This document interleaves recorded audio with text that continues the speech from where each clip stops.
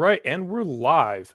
Hello, everyone. I'm James Craig. I'm a self-published author and the host slash tyrant of a book club that if you want to join, the link is in the description. It's totally free. It's over on Gilded, which is knockoff Discord with less spam and stuff like that. We can talk about that later. But this month, I've brought on 3 viewers, 3 guests with some other creative stuff to share. And we are here to talk about William Gibson's Neuromancer. And unfortunately, I have the worst cover art of all the printings. This has to be the worst version of Neuromancer. What do you guys think? I think I bought that copy years and years ago, actually, for myself. Can I see the cover one more time, please? I have the smaller version of that. Actually, this was the mass market printing in like the early 2000s, I think. I had the same exact physical copy. And that's the thing, that pattern recognition up top, they were trying to they were trying to sell his book at the time, which was like a corporate thriller. I would assume so, because I hate that cover for any sort of cyberpunk. That's weird. So my copy has like the same images and the same decals, but they're just in different places. I don't know, guys. You think peak cover design was when it all looked like digitized JPEGs of like some kind of like what do you call it, abstract art? Peak cover design is when the author's name is larger than the title. All the time? Yeah. Dude, they do that so much. Lets you know what they're trying to sell. It's because fuck whatever the book is, James Patterson wrote it. Right? Dude, that is basically the only way the publishing industry knows how to sell books. Hey, you like this author, don't you? He went and did something. You like the author, therefore you like the thing he made. Oh yes, my favorite Stephen King book, Stephen King. That's the cover art that I grabbed for the thumbnail is by far my favorite, where it's the one where he's jacked into smoking a cigarette.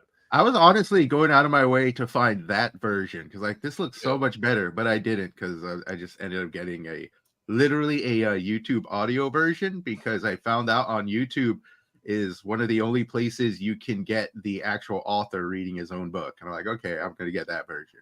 And to be honest, and he actually he read it with more energy than the guy in the Audible version. And that guy in the Audible version took 10 hours to finish the book. The actual author took less than 6 hours. I'm like, okay, guy, you're speaking too slow there. The Audible version was pretty slow. I had it on like 1.25 speed, and it was still...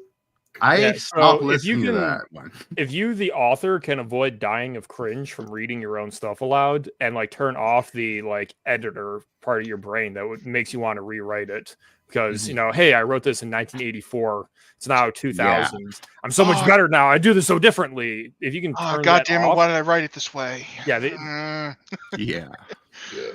I don't know. I stopped at Barnes & Noble, and the copy I picked up was this lime green one where it has like just a jumble of wires and things in the shape of a person. That was like goggles. Okay. And the goggles is Neuromancer, and like type.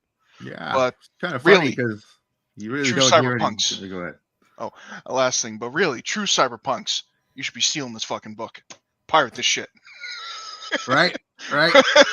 Internet archive or something. Some funny for legal issues on TOS. I am not advocating theft or piracy. Definitely would not. Yeah. Certainly not of my book. Right. Congratulations, you really are the Neuromancer. Okay. So, we should probably be approaching this as like several pillars and plots and discussions. Or we could just dive into like the technology and how this failed to actually become reality. And that's kind of to be expected because this came out in 1984 and the internet came out in 1983. And that's one of my biggest issues with cyberpunk as a genre is like there's no social media 9 times out of 10. Isn't there though? There is in a way. Because if you're able to walk around and physically converse with everyone around you, why would you need that? In itself would be the social media aspect of it. Yeah. In fact, that's what Facebook was trying to do. Now, Neuromancer creates the idea of the Matrix being the cyberspace being a Matrix, which obviously went on to influence things like Tron and the Matrix and so on. Everything. In fact, I was a little. Go ahead. I'm sorry. Chatty as fuck to do. But the thing is, he doesn't talk with anybody there. The only people he talks with are people like next to him, like the deck recording of his former colleague. That's not a person in cyberspace. That's someone's in his deck riding along on his computer on his side. Yeah, holy shit, you got a point. There's no like kind of chat function or any kind of thing that where he's not talking with other runners or anything like that. Right. Yeah, that's a good point. Like, honestly, in a way, I kind of like it just because how social media is super ubiquitous nowadays. Having something like an alternate version of the net, but there isn't a social media, it's different. It reads hold different up. to me. Thanks for stopping by, Kashinjo. Have fun. I'm going to assume playing Monster Hunter because I know Have a what you good do one, with your dude. time. And while we're talking about, the book was written in '84, the internet was just ARPANET or whatever the hell it was at the time, came out in '83. And, this is just my personal fun little fact. He wrote the damn thing on a typewriter, and when he got his first Mac like computer, William Gibson, the author, claimed he was just wildly goddamn unimpressed by the thing. Like, I mean, the weird thing is he's still alive. I almost yeah. feel like I should be tracking him down and looking up his recent interviews because there's a lot of these old-timey tech guys that are just still alive. They're just like approaching retirement because they were doing this stuff when they were super young. I remember he still shills his current books, and they're actually still got their interesting things. I remember what the hell was it? His most recent trilogy is this thing called starts with the Peripheral, and then it has like the Agency or something like that. And he still does the circuits, but the man's in his like 60s or 70s, so the drawl that he had in his youth is kind of lengthened, I guess, in his speech patterns and whatnot. Maybe He's still. Yeah. So I've actually read quite a bit of William Gibson. I've read Neuromancer, Count Zero, Burning Chrome, and Johnny Mnemonic. And Burning Chrome was like, okay, I like Johnny Mnemonic. It got made into a movie for good reason. But Count Zero was one of the most miserably terrible books I've ever read in my life. And everyone I've talked to about the Sprawl trilogy is just kind of like, Count Zero kind of flopped. But Mona Lisa Overdrive is good. I'm like, well, at least they can admit it. That's the weirdest fucking thing. I actually like Count Zero the most out of all three of them. The problem is I hated every single character. Like, I actually like the characters in Neuromancer. I like Case and Molly. Even if Case is a pathetic excuse for a human. Yeah, which I don't think they got into enough, which might be why we don't hate him as much. Because, back in the day, I dealt with drug addiction. So I thought, a drug addict for a main character, interesting. And then he's like, oh, by the way, yes, exactly, they get rid of it like nowhere, like, wait a minute, but that's like a real in-depth interesting thing that can affect the character on this crazy long. Okay, I guess that, whatever. Okay, so let's talk about the drugs for a sec, because when I reread this, I got given cursed knowledge, which I'm not going to share with all of you. He basically wrote, or at least ideated this while he was draft dodging the Vietnam War by hanging out in Vancouver, Canada with a bunch of pot addicts. Okay, there you go. That's what he based all the cyberpunk slang on, was how the Canadian stoners being acted. Canadian fucking hippies. And yeah, I figured you can tell by the like he said, the freaking the slang they use. This jive, sure would be some jive. Getting rolled. Yeah. Now, but I would like to make like a slight thing. Yeah, you're like 99% right, James. But if I remember it. James K. If I remember correctly, there you go. William Gibson didn't actually. He never got the card. It's just Vietnam and the draft was rolling, so he just wanted to get the fuck out of Dodge, and he went there before anyone. I think he said in an interview that if he actually got the card, he would have cried and still go. I don't blame him for not going. It's freaking draft, bro. It would have been a very different story. Have you seen William Gibson? He is a geek. He's a geeky guy, man. I'm sorry. He's a nice guy. He's a talented writer. It's just I don't think he would have lasted in Da Nang. He would have had more I wouldn't have lasted in Da Nang. At least. We need he would have been writing about heroin addicts instead of right. Reminds me of a quote from Oliver Stone, who did go to NAB. Says, I shot a Vietnam man out of a tree my first day there. Ooh. Oh man. Yeah. Yeah. So I mean, based. All right. Eh. Let me try and give All a bit of plot overview at this Alright, yeah, point.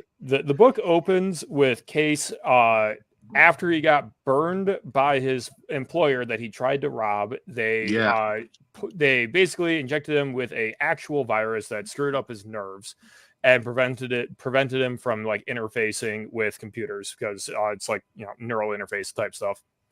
So he goes to Chiba because let's not forget this is 1980s.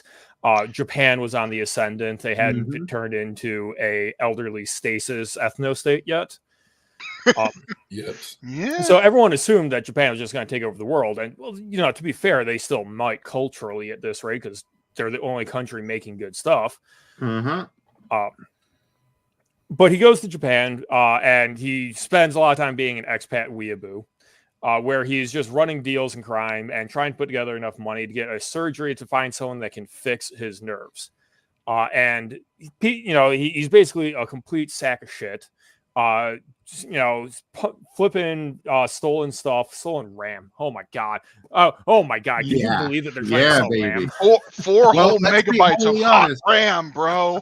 Let's be wholly honest, all right? Dude, all right? bro, we know that. If you would have just said graphics card, we would have all understood. I didn't even think about that. Dude, I like to think that the hot RAM isn't so much that the RAM stick is the thing, but it's got like 4 megabytes of like some kind of like vault code or some kind of shit. That's why what I'm would hoping. it be on RAM? Because you wouldn't download a car. Sir, there are lots of things I would download. Well, imagine if he said 3D printed car is definitely. Imagine if she stole a sound card instead. But I'd also like to point out in that they mention in the start of this book is that the guy he mentions that or at least the book or the story, the narrator mentions that he's kind of like on a kind of sort of death wish. Like he's doing all these fast and loose deals and all this sort of thing in a way, because he wants to like, to him, cyberspace jacking in is like a drug, man. It's like, it's who he is.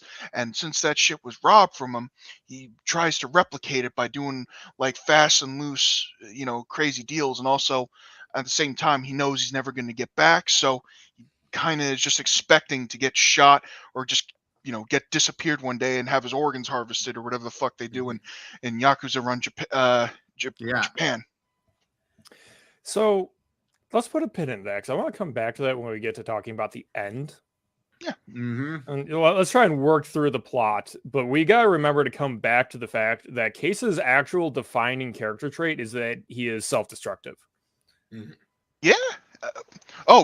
Just a slight thing. He is a speed freak in this book. That's that drug of choice, second to Matrix, amphetamines. That's at least from what I can tell. Hey, who doesn't like some amphetamines? I have ADHD. They used to give me that shit in high school. Okay. So some stuff goes down with like some trivial stuff with his crime life until someone picks him up. They send in Molly, basically Trinity from the Matrix, except the glasses don't come off. Right? Am I wrong? Let's see. It's more like Trinity is Molly, but Molly obviously came before. Yeah, that's what I kept running into the entire time too, because there's so much stuff that borrows from this title that it almost feels like in the modern day, it almost feels like a fanboy wrote this, but it's kind of the other way around. It's like reading a Conan story and going, man, this is such a generic adventure story about a strong man.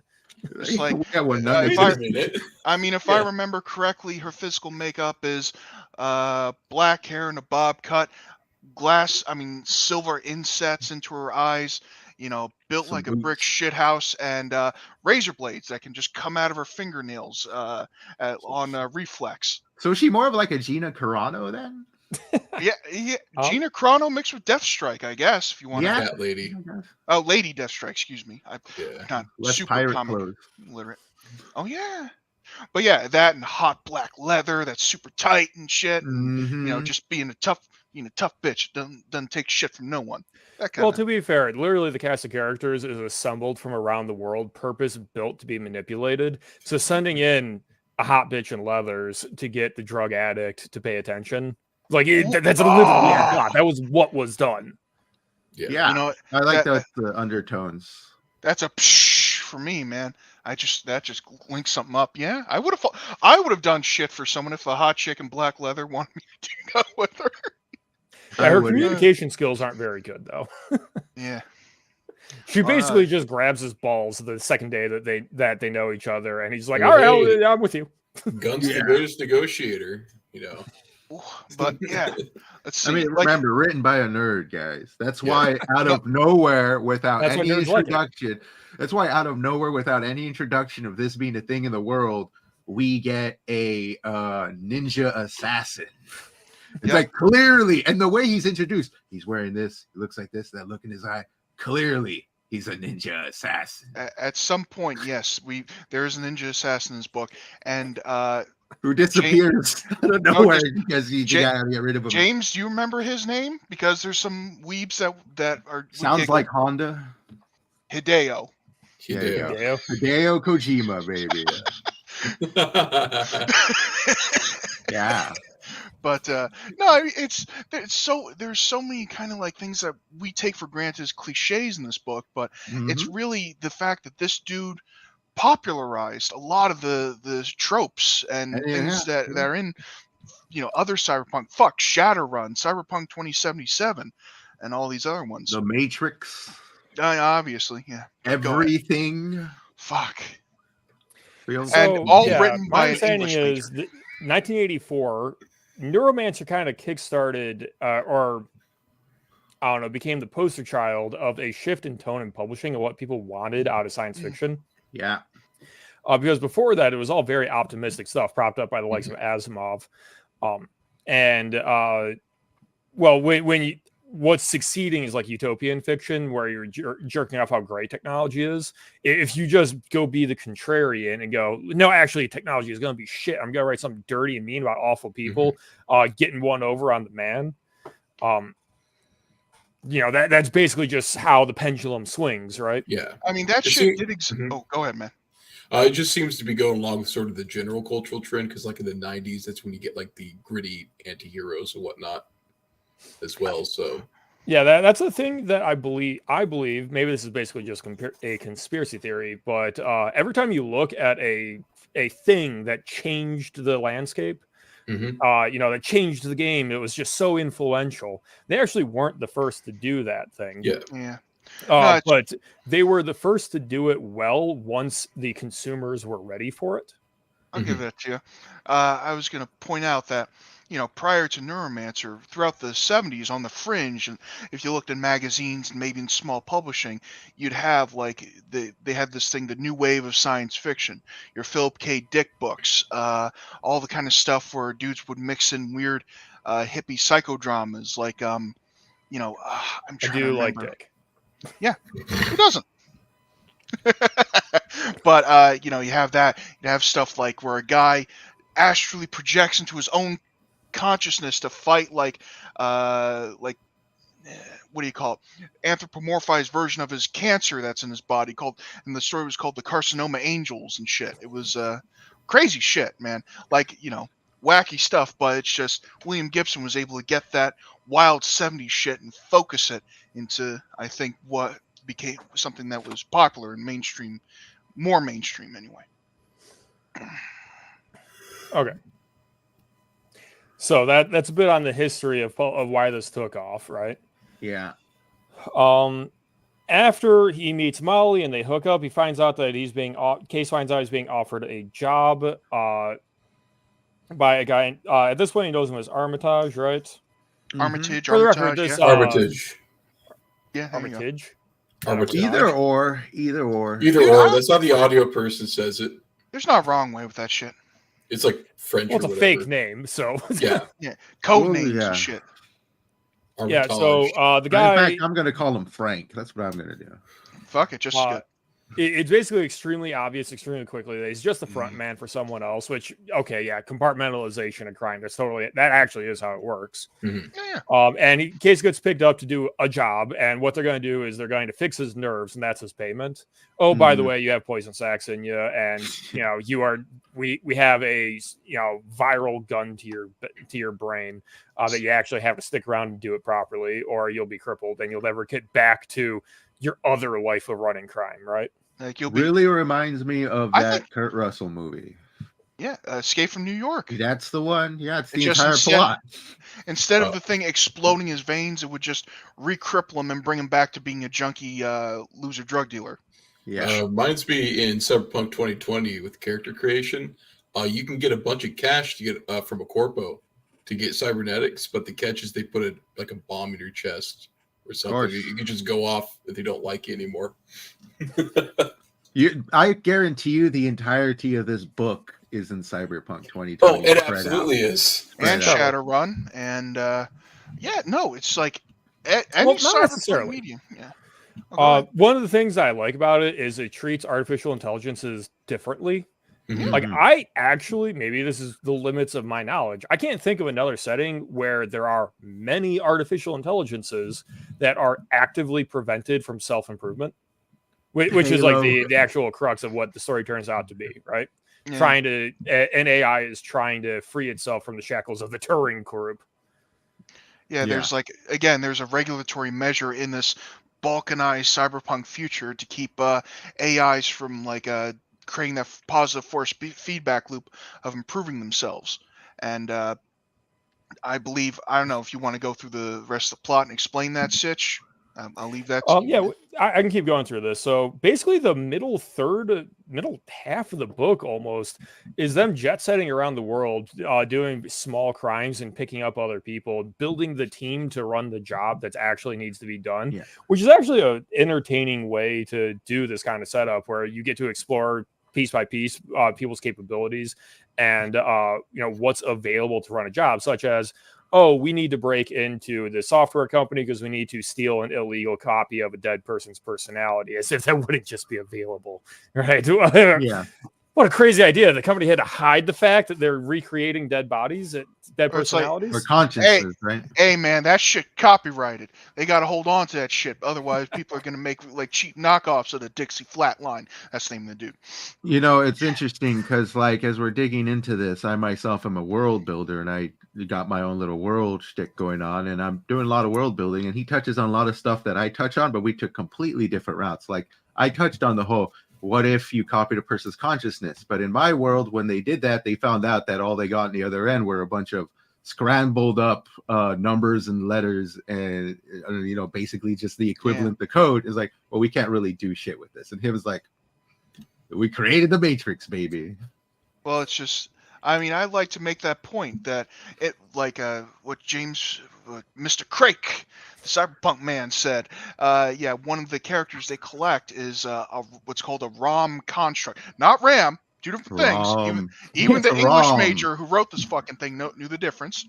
And, I would have put it on an SSD myself. Of an old hacker buddy of the main character Case, his mentor, the Dixie Flatline, supposedly this dude who survived.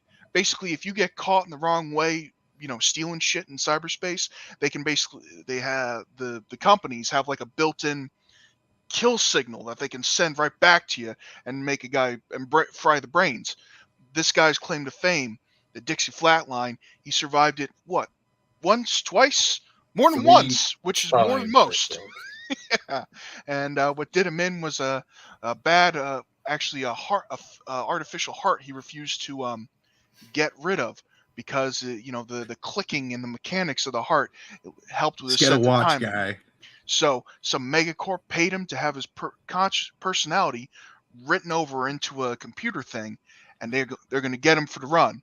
But every time they turn that thing off, the dude's memory, shuts off. So they'd have to keep it on this entire thing for him to make sense.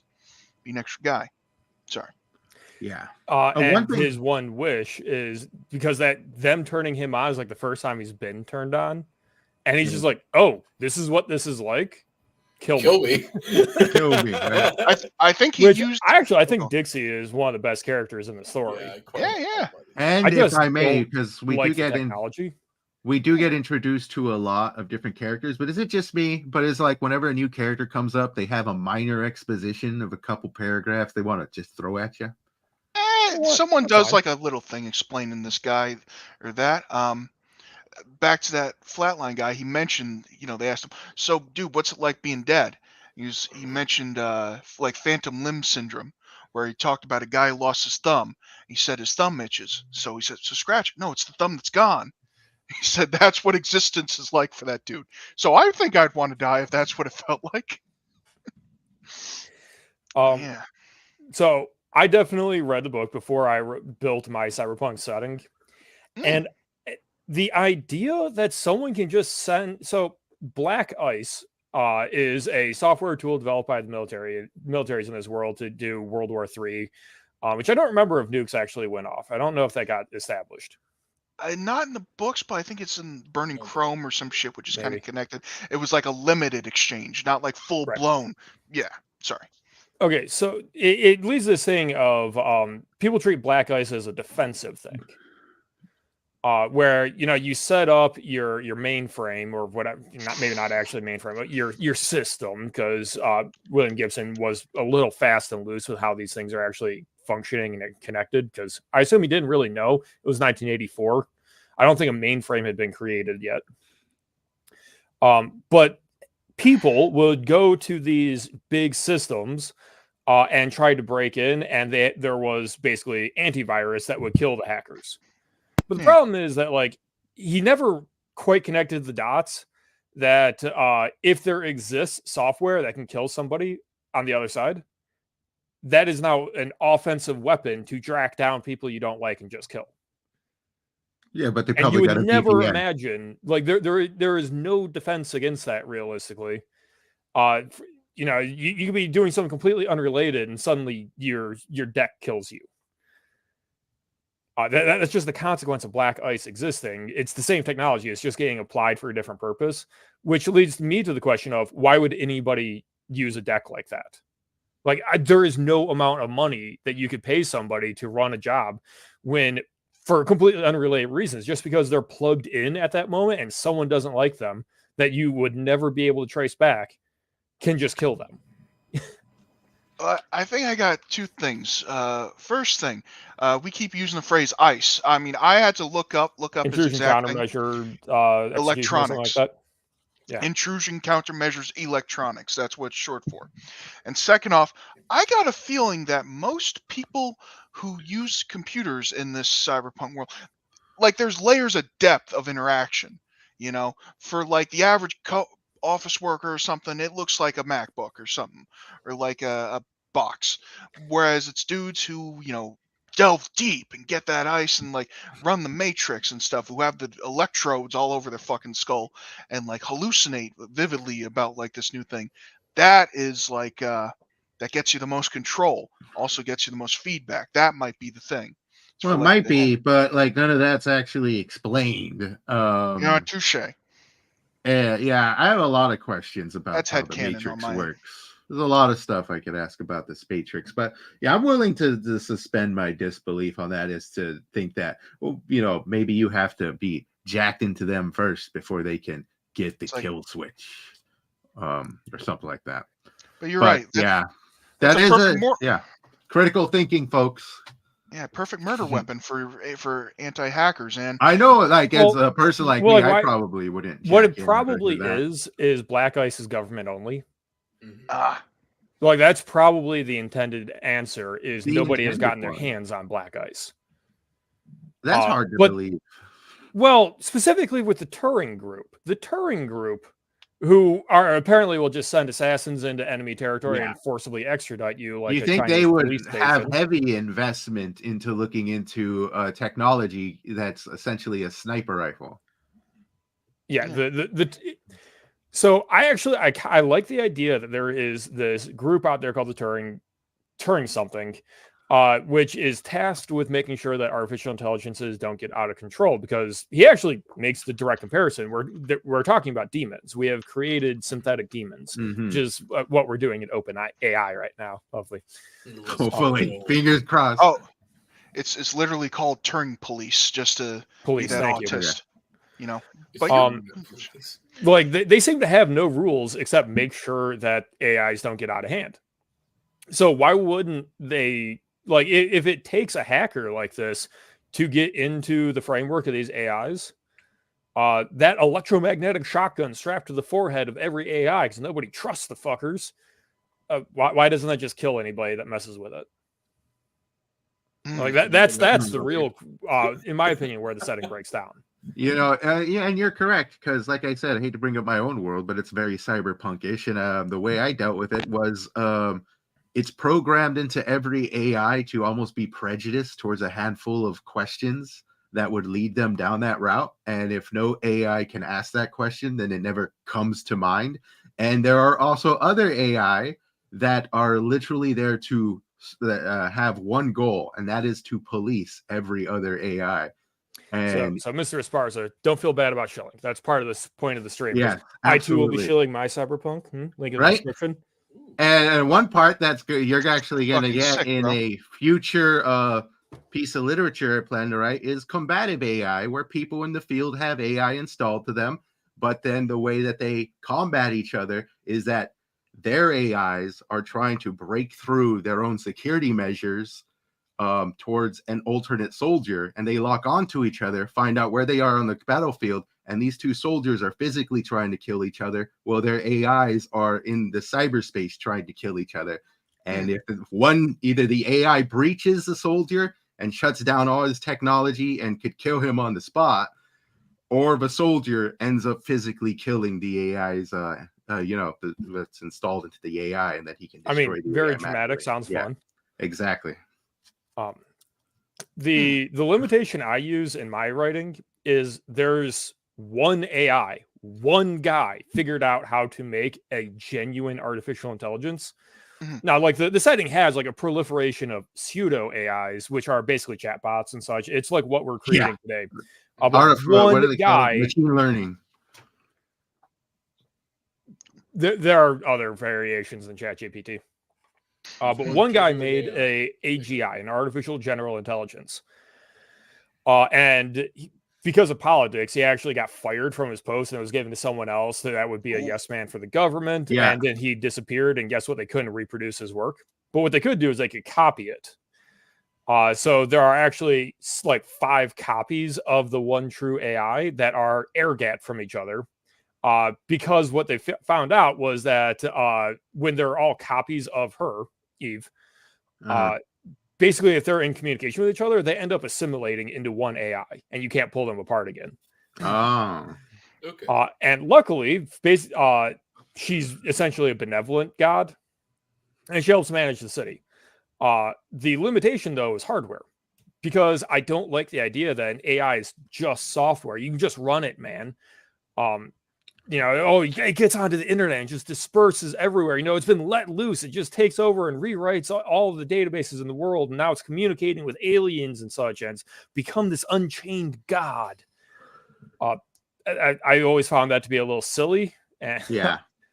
So the restriction I work under for my cyberpunk is her operation requires the latest and greatest computer processing chips, and actually destroys them in the process. They actually wear out. And they have all these factories just dedicated to building new processing cores to keep her running. Because she basically keeps a billion people alive by managing everything. Gotcha. He created an entire economy around running the most powerful thing that keeps your... Okay, that's some pretty good, synergy. Unless we do fun things like have a punk underground economy where what they do is they buy secondhand cores because they're like depleted uranium. Depleted uranium from a power plant is not at 0% energy. It's at like 60% energy. It's just not fuel efficient for the power plant anymore. But there's still 60% of the energy there. And so the strongest computer is if you can get one of her secondhand cores working again. And like that becomes the benchmark for, oh, this guy knows his stuff. He was able to fix up one of Eve's cores. Gotcha. That's pretty cool. I love world building like that. And frankly, I don't think this one goes deep enough into the world building itself. Well, keep in mind, Neuromancer was like one of his first books. It is his first full-length novel, actually. That's what I keep in mind while I'm reading it the entire time. Particularly, like I said, it's like so much stuff borrowed from this, and I think that might be kind of like a difficulty introducing new readers to essentially the origins of those things they love, because you've almost already been introduced to it with 1,000 different faces. But yeah, like a lot of H.P. Lovecraft short stories are kind of lame in retrospective. But don't get me started. You go back and read Lovecraft, and you can go, "Oh, I recognize all of this." Other people have done it better. Factor kind of wears out pretty quick. Yeah, but back to the story. I think after they get the Dixie Flatline, one of the main next thing they do is, I believe, they either go to Turkey or like some like the Balkanized joints in Middle East, and they tried to pick up just I would say none of these people are good. I think this is like the biggest piece of shit in the story. A guy, Peter Riviera, a sociopathic, I'm sorry, 8-ball crank addict, 8-ball addict who can, I believe, through technology generate illusions, somehow generate hallucinations, which to me is the most fantastical bit of this book somehow, because he can just. I think what it is I think it's direct beaming lasers into people's eyes. Maybe. It's like he throws, like when the cops are on him, he throws people off by just making everyone see this goddamn monster that's coming at him, like that sort of thing. But like what James E mentioned, how some of these characters get their fucking 2-3 paragraphs of exposition. This is a guy who I believe can only achieve sexual release by betraying people. Oh yeah. That's a bit of unneeded exposition. I mean, if you want to make get chicks to love him, get him political, then hand them over to the secret police in Turkey. Yeah, and he gets to watch through a one mirror when they work on her, on these chicks. Yeah. That's the interesting thing about I think a number of these characters, you hear about them more than I guess you quote unquote see them, or they're actually out there doing stuff. Like there's the love interest, Linda Lee. I think I heard about her more than I saw her for about 3 seconds. Yeah, she had like half a page or something. Yeah, it's like, that Linda Lee, I met her in the arcade. Oh, it's like, Linda Lee. Well, they talk, and she became a junkie, and like they're at a cafe, and then he's just reminiscing about like how they got together, like while he was in that joint. And then later on, he's like, "Oh wait, there's that woman I've been talking about forever. Oh, she's dead." Wait, she's dead? Yeah, that was my. Yeah, and she stole my RAM, bro. Them hot 4 megs. Goddamn. Right. Had to keep them on ice, like actual dry ice, right? Otherwise, it would degrade or some crap like that. Because that's how. I thought he just had dry ice, just cause. But yeah, that was one of the things. But fits in with the feng shui of the apartment. Yeah. No, what fucking apartment? It was a giant coffin with fucking Tempur-Pedic foam on the floor. But he was supposed to be in Japan, though, which I totally buy them just having like, hey, look, coffin it's almost hotels, like, when I first read that, I was just like, oh my god, this horrible future. And then I grew up because I read Neuromancer when I was in high school, right? I actually learned things. I was like, oh, that's just a real thing that they do. Okay, then. I mean, you don't live out of them. It's supposed to be for like salaryman that missed the bus. I thought it was just a slang for just a really, really tight Japanese corridor thing you slide into. That was slang. Was it supposed to be a literal coffin? There's a range to them, but some of them are actually too small to stand up in. Yeah, you're just like, it's almost like a bed that you slide into and close, like a capsule. But actually, one thing that you mentioned about this stuff, one thing I do like about this setting, or at least the language, the prose, or how it's set up, you get the feeling that, a lot of stuff, if it's not like top of the line things, it's like Kowloon walled city ramshackle held together with epoxy and duct tape half the time. Yeah. Like, in the beginning, Case needs to get a gun to protect himself. So he finds like this weird. He gets some Vietnamese kid to get him like this thing that looks like a telescoping The Cobra. spring-loaded bullet the thing. Cobra. Yeah. Yeah. And then afterward, he tosses that, and then got a Vietnamese copy of a Chinese ripoff of a Walter PPK. Yeah. Which I like that, where it's like, And then he has to sell the bullets and the gun back. yeah, but That was yeah, a pretty good spot. they get, but yeah, Well, you compared it to the Kowloon Walled City, but actually, when I was reading this, I don't think it's as sci-fi as you would think. Mhm. actually, yeah. Like this is actually just like the underbelly to like a normal civilization, Yeah, I mean, The and I other- was kind of writing with it the off exception of the too space as, station, right? Yeah, I was writing almost it off as Case is a lowlife, and this is where lowlifes hang out anywhere. That's Like, like, you compare it to like Cyberpunk Edge Runners or Ghost in the Shell or basically the Blade Runners and everything. Yeah, The worlds are fundamentally different. Mhm. And it impacts life at every moment of just how different the world is. But Neuromancer is like, it's 1980s, It's basically Yeah. the future built on top of an old city. yeah, which unfortunately is incredibly accurate at what we're likely to get. Yeah. yeah. But isn't not that what just that. London is? we need, like, we all forget that while the bones of the story is a heist thing, and you have your sci-fi bits, it's very much there's noir or crime aspects in the whole thing that kind of permeate throughout all of it, along with the druggy ninjas. talk of and the ninjas and the laser guns that you might see in it. But yeah, as cool as it is, let's see. I think after Peter Riviera, they convinced this sick fuck to actually work with them as entertainment or like as an in. They get a Convinced. buy-in. Yeah, there you go. I think throughout that you also get like a background on who the fuck Armitage is. Yeah, where he's And- just some schizo from the war that got Yeah. rewired to behave correctly, Yeah, which no, is it's like- pretty interesting, actually. He's a MK Ultra victim. yeah, he was World War III dude. Well, I'm not sure, James. I can remember the whole thing, but if you want to tell it, what is he? Cordo? Is that his Corto, name? yeah. Unfortunately, I read Willis this like Corto. 3 weeks ago now, and I've read Col- several Colonel books since then, Corto. so no, names are escaping me. I believe it is either Willis Corto or Corto Willis, where the idea was they had this thing, Operation Screaming Fist. The Yeah, first time they Screaming were Flame or the something like that. the government during World War III, they were going to use a fucking hacker shit against the Russians. Yeah, that was the he- first deployment of ICE. And the funny thing, the government knew that was going to work, but they still sent him in, and he got shot down. Him and some of his boys escaped on a Russian helicopter, and that shit got shot down.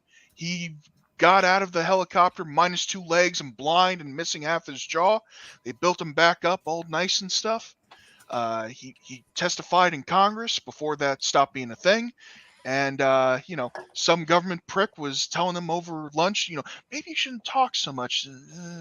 He proceeds to snap his fucking neck and leave the place and becomes a merc until he gets crazy. And like you said, he gets rebuilt. You can make it better. I feel like he was kind of used lazily, though. Mhm. Because He does during kind of the disappear heist- a lot. Yeah, well, basically, they just established about it, like, shortly after that explanation, like, that's when the man behind the scenes shows up, Wintermute, Mhm. and Armitage stops mattering at that point, and it just becomes like a side note of, oh, he's going to crack, like, this is not going to last forever. Yeah. And then it's like, as soon as there was a theoretical use for Armitage, oh, he's crazy, he gets killed off. Well, that's it happened just to a kind of lot felt of lazy, but it's people. also kind of like, oh, I guess that's what you do when you structure a story like this. It's inevitable, but at the same time, the beauty of this book, I mean, I think we can talk shit about the saying and stuff. There's some good fucking one-liners and some things like in it. Like, first line of the book, the sky above the television was the color of television, tuned to a dead channel. Mhm. That sounds is cool. aging poorly, for the record. I don't give a shit if that sounds bright It's still blue a is mood. still weird, man. Like, Well, no, the my reason- problem is no one. You hand this book to a Zoomer, and they're not going to know what that means because the television on a dead channel is black. Zoomers aren't human. Real, I Wow, always you thought- offended the one Zoomer that follows this channel. Yes. Well, like, my point is that it being cobalt blue is a product of the cathode ray. Ah, shit. Good Modern point, man. LED screens don't turn that color anymore. Fuck. All right. I guess you had to have been there. You see, what the artist should do is rewrite this. Screw it. No, go fuck for you, it. Get man. drunk, rewrite it, No, update dude. it, update If- it, and change like is a blue screen like a 1980s television. There you go. I'm sorry to the 2 or 3 Zoomers listening on this. Like, you gotta And add in at get a least history one lesson, too. Linda Lee scene with Case. By the way, while she's if I do alive. have Zoomers in the chat right now, I need you to hit the like button. we YouTube bust thing, your let's not balls, but we forget. love you. But It's limited edition. It's FOMO, man. You had to be there. no, Um, it's, Can you I know guys? I'm actually really shocked as we're sitting here talking about this that there isn't a movie of Neuromancer. How did this? Sure not there get is. happened? they have tried so many fucking times from what I've looked at.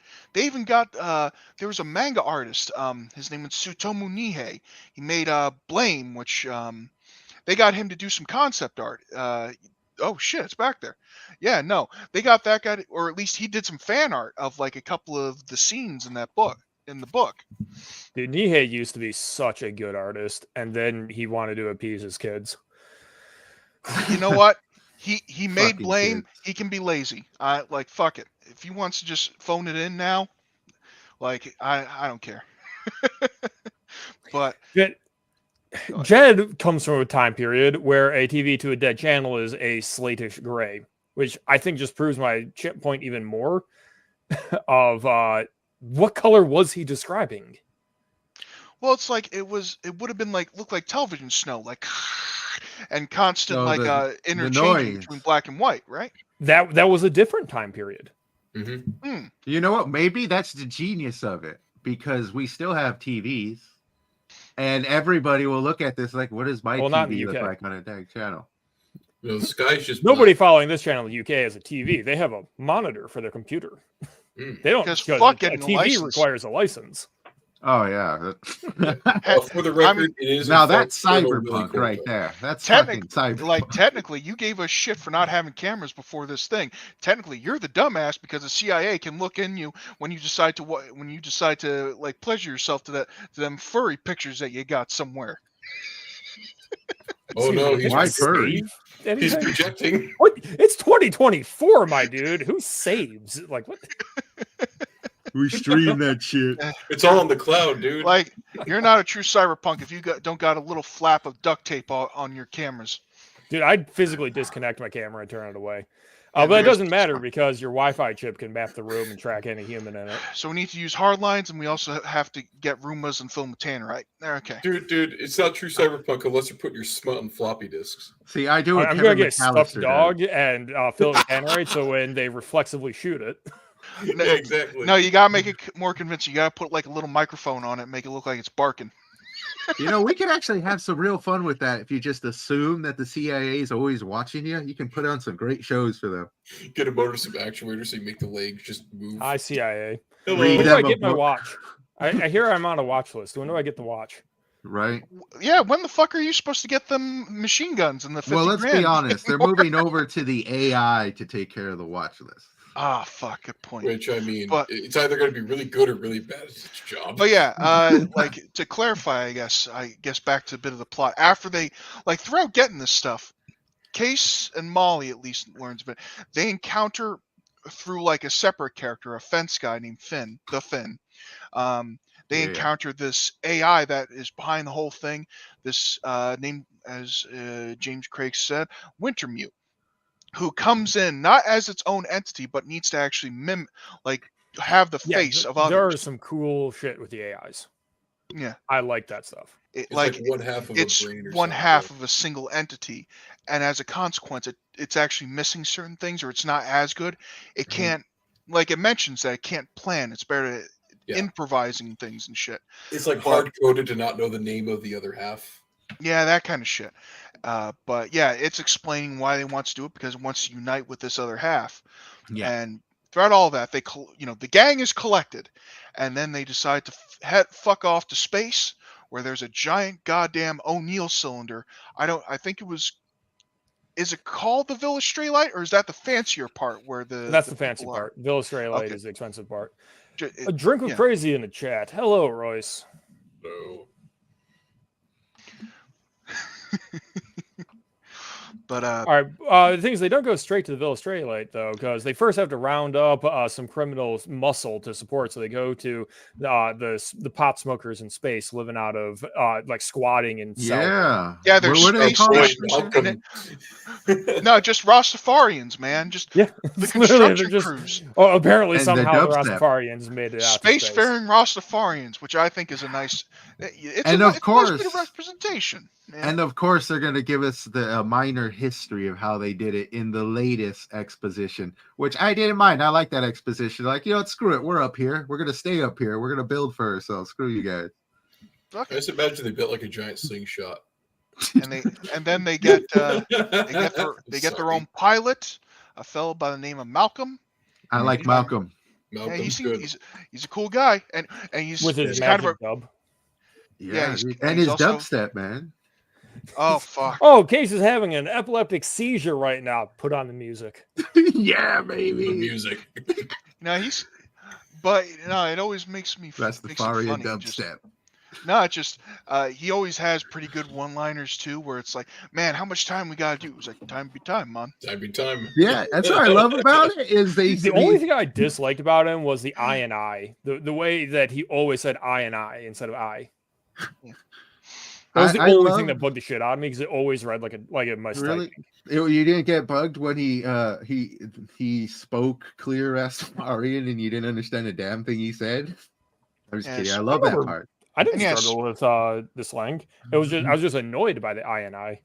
I loved it. Bears trying to pick a fight. He has his own spaceship named the Marcus Garvey, and Give he's me a actually tug, man. and he's designated as the Rastafarian Navy. Yeah, with his shotgun. Like that's the thing. When shit gets hot, he's the Rastafarian Navy, and he pulls out a sawed off, beat to shit. Like I said, held together with duct tape and parts like shotgun. With Was it a shells. Remington? I can't remember. Either or. I don't know. Remington. It was a beat classic, baby. It was a Something classic. about beat to shit weapons has its own kind of like style aesthetic to it that I can dig on. But that's later in the thing. Called diesel punk. Yeah, there you go. They get also when they get into this O'Neill cylinder with the rich folks and the Rastafarians and stuff, they're trying to get their shit together. If I remember correctly, prior to who do you call it? Like in addition to all like him getting his ability to do cyberspace again, Case actually has a thing, and also being semi-crippled, Case also has some work done on his liver. So he can't get high on speed anymore. So at some point, he's able to find that connection, some rich girl who's got some shit that can work the same speed, but get past the thing. So he's just a fucking wreck for a good chunk of that book again. Yeah, as soon as actually, I'll give him some credit because it happens as soon as Armitage starts becoming useless. As soon as he starts breaking down, Case slips away and is like getting drunk in a bar or attempting to get drunk. I don't remember if alcohol works.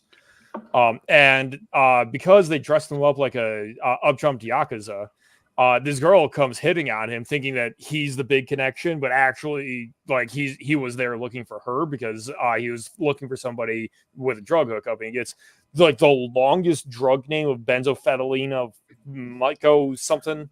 Yeah. And finally gets his high again. And the first thing he does is he uses it to have sex.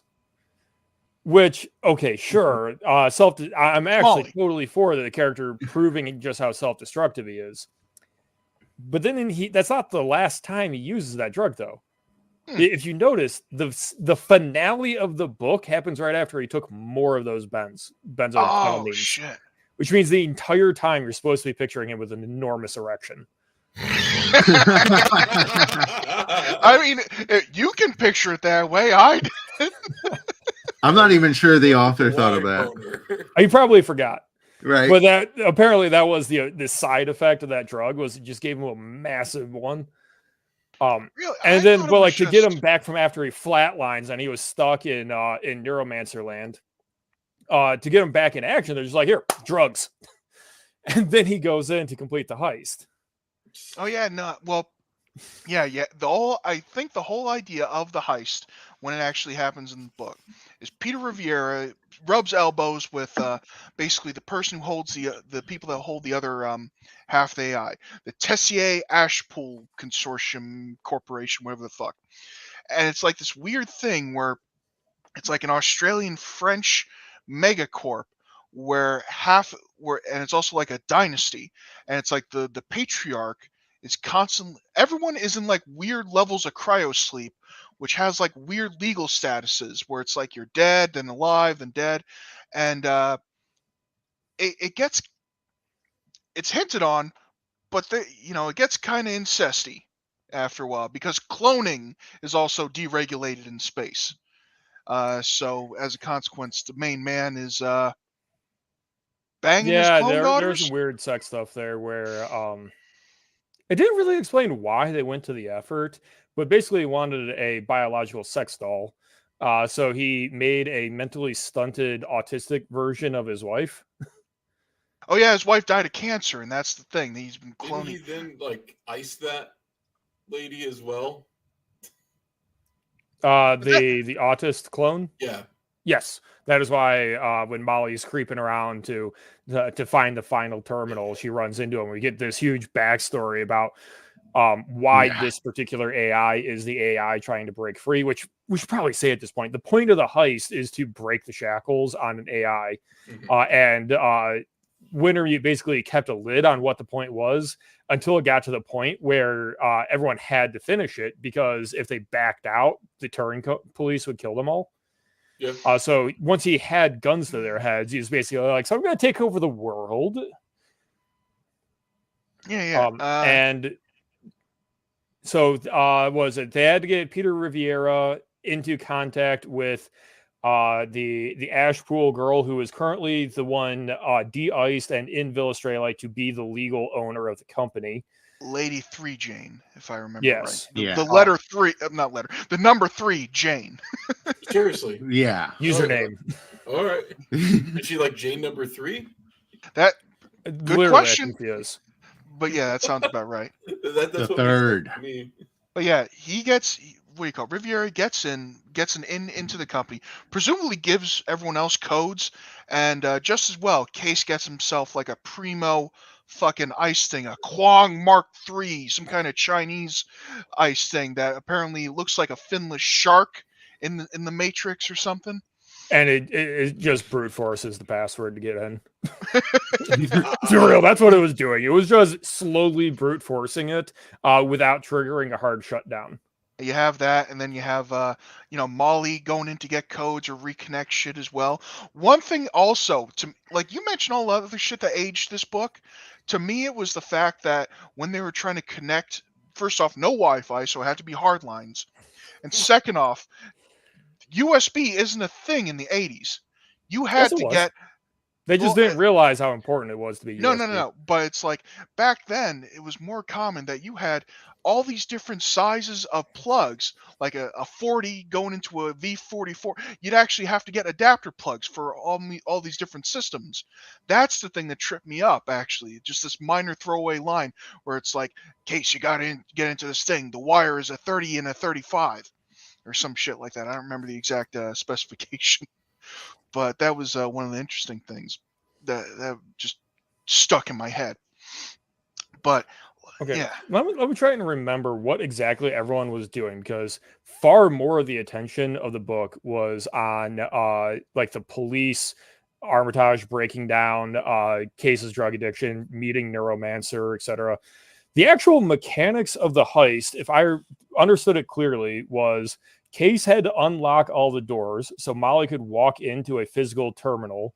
while Riviera got the passcode out of 3Jane so that Molly could then speak the passcode into the terminal to shut off the electromagnetic shotgun and reunite the two halves of the AI. That's literally the extent of the heist, wasn't it? That sounds about right.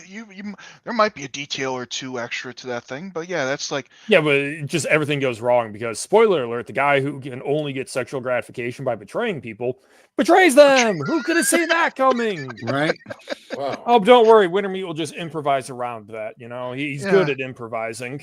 he's fucking Cyber MacGyver. There we That's go. the Don't worry, one we'll thing that just I stick a was blind guy on him.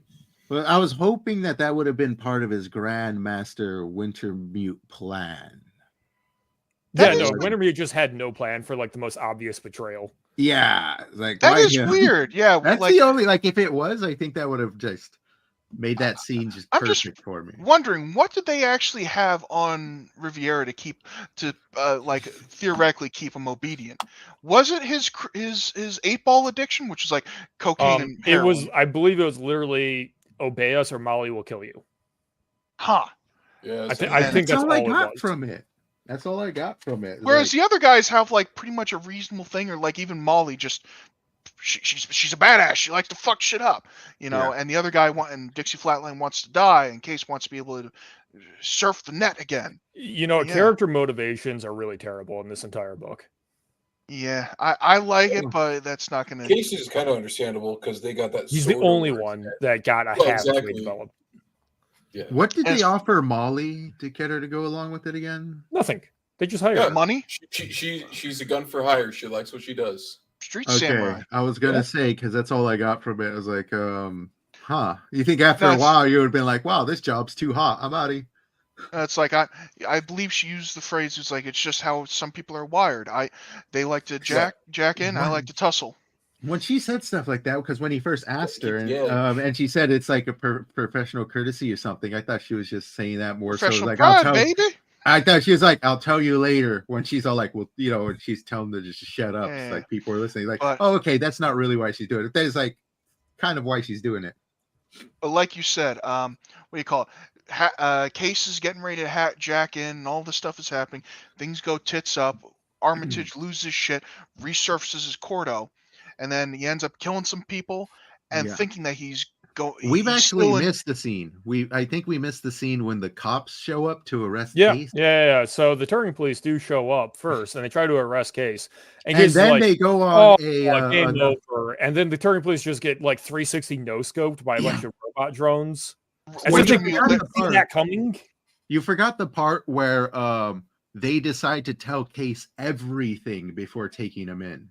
It's like, oh yeah, we went on your ass, and this is every single step we took finding you up. Well, the to reader this had to point. know. The author knew that the police were going to get killed off. That was his only chance to explain this stuff. You couldn't have had Winter Ice tell him afterwards to keep him going. Like if he's like, "Hey man, I don't trust you, Winter Ice." Yeah, well, these guys did X, Y, Z. I followed them all the way through, and if I didn't save you here, they would have killed you over here. How about that, Case?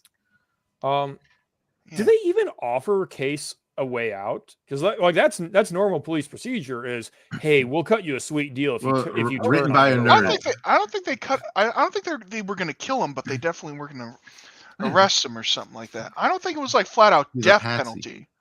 Yeah, but if I was Winter Ice, I would have told him it's a death penalty. But like you said, the Wintermute controlled these drones that were like landscaping and micro lights to just fucking crash into the cops and Yeah, you know, kill 'em. saw off their legs or some shit. I don't remember the exact. One of them got like exactitude of what they did. deheaded, I believe. Yeah. So Yeah, they he died. fucked Yeah, off to the Marcus Clearly, the Garvey. three laws of robotics are not in effect in this universe. Yeah. Yeah. So he fucked off to the Marcus Garvey with Malcolm to jack in again, and at that point you have Willis Corto coming back from Armitage, thinking, "Oh, we just got to get out," and not realizing he's in high orbit in fucking space. Shit, So we he back opens in up- Russia again, boys. We gotta go. Yeah, So he opens it up, and I still remember that line. It was like, "And so he fell, burning him blind, falling through a Siberian sky." I don't know, something like that. And that, like I said, that still stuck with me. Just That's these full little, circle, sort of. I don't know, good, just prose. I like some prose bits in this book, no matter how shitty the story is. I don't think the story is that shitty. I mean, frankly, overall, it did inspire a lot of great things to come Yeah, no, afterwards. the And I'm bones, sure for its everything. time, because let's be also wholly honest, how much people really knew about police procedure back in the day? Probably not much. Well, Yeah, no. Google. I'll actually give him more credence. In the 80s, how well did the police know proper police procedure? Fuck, there you good go. point. Like Miranda rights were only like 10 years, put in 10 years earlier. Yeah, that's something people have to remember is Yeah. for almost all of human civilization, the police were armed thugs. Mm-hmm. And I would The say fact also, that you can sue the police in 2024 is actually a miracle. I will say this about the book in itself. You know, it inspired a lot of things, and I'll probably say that if you're a cyberpunk fan, you probably don't need to read this.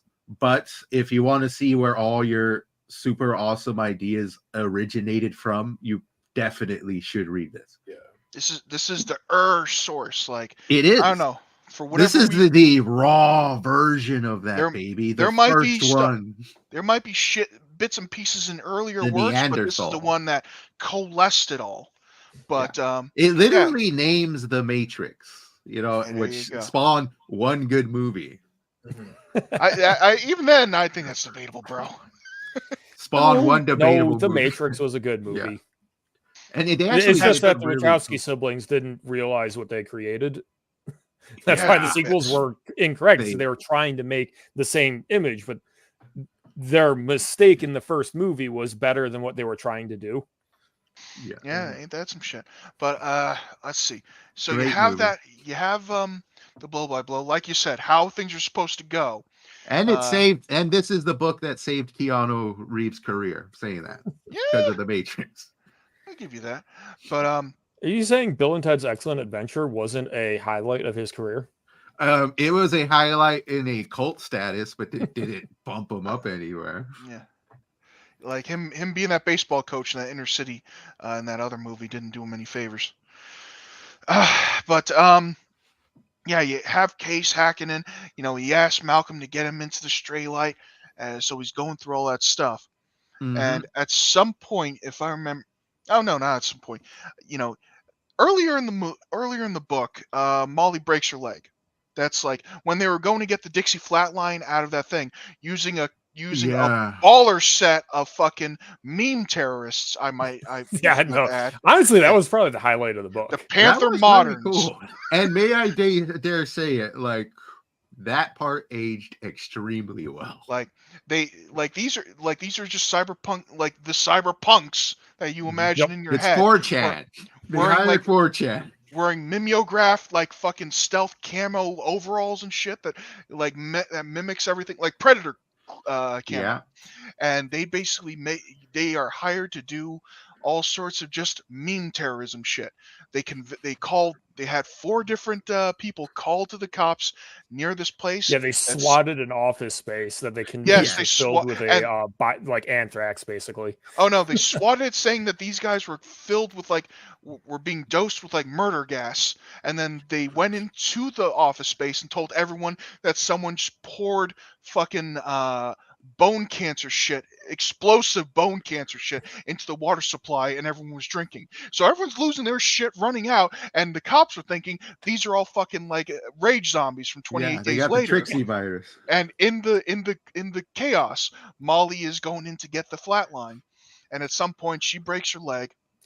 Yeah, And because turns out that when you send in totally not Black Widow to fight 4 armed thugs at once, she gets her ass handed to her. No, she fucks him up good. I mean, she does win the fight because she's razor blades. Yeah, she scoops you some know guy's what? eyes But out. she doesn't. She gets fucked up, and that actually matters for the rest of the book. Actually, which I think is a It's unappreciated aspect. like a Cause nice and Chekhov's effect. gun, you know. It's funny. He's kind in this way. He's kind of the opposite of Quentin Tarantino, because by the end of it, you're expecting Molly to kick 9 kinds of ass and everything's like that. But she mentions the doctors tell her if she kicks anything with the leg, it'll fall off. Later in the book, she kicks Case because she's just, like out of reflex, and then you just hear it slowly get worse and worse in her personal run. And also, that's another minor thing to point back. Molly used to be a prostitute in the thing. Like they mention in the books how. Oh yeah, my God, that was fucked up. Yeah, they have. Yeah. Apparently, there's kinds of entertainment in the books in this universe where it's simulated stimulation, Mhm. where it's like you get in the eyes of this person or that person, and then another one is they call them, I can't remember the exact nomenclature, Is it, doll houses or Yeah, and like puppets or whatever. yeah, basically meat puppets, where basically you get a little bit of cyberpunk bullshit in like tech put into your head, and you can just shut your consciousness off for like so many hours. So as a consequence, there's whole whorehouses that have consciousnesses put into just random women, or that just shut off so people can do whatever. And she said it was all right. It was pretty cool. She had some pleasant dreams every once in a while. And then all of a sudden, one time she snapped out of it with the razor blades fully untangled in front of like a slashed up chick, and some guy going, he was like, "Hey, baby, why'd you stop? I It was a paid for the senator. full thing Yeah. or whatever." And it's like, okay, she got put into a snuff thing. So she got out of that and became the Yeah, but she merc killed that the she became. senator. Presumably, yeah. No, explicitly. Yeah. Oh, That's yeah, why she's been on the run and why she was a target for Eviscerate. Wintermute. I think she was always like a merc, but at some point she needed money for the tech, and she's a muscle waifu, so of course there's a market for that. But yeah, no, Yeah, it led to the death of her boyfriend. yeah, actually a character from her previous stories, if I remember right. Is it weird that didn't actually come up? Because I don't remember her ever saying that she got that tech removed. Like, I believe it was just literally the same neural jacking interface that like juices up her reflexes and such. Which means Something like that. theoretically, Wintermute could have just shut her brain off and puppeted her. That's a question. I'm not sure. Yeah, I'm not sure if she ever got rid of it or. And you know what? Imagine if that did come up later on out of nowhere. That would've- Maul's that- about to save somebody and their brain shuts off. What was she actually? It just didn't happen though. Yeah, I know. Yeah, there's a point. Yeah, where but you're she making this book better in my imagination. Well, now I'm wondering. She fucks Case earlier in the book. Is that Wintermute controlling her? I'm thinking not, because No. if we're thinking about this now, I'm sure the author wasn't back then. It didn't make No, it Fair enough. explicit you can some way. guarantee that it wasn't because they had sex multiple times throughout the book.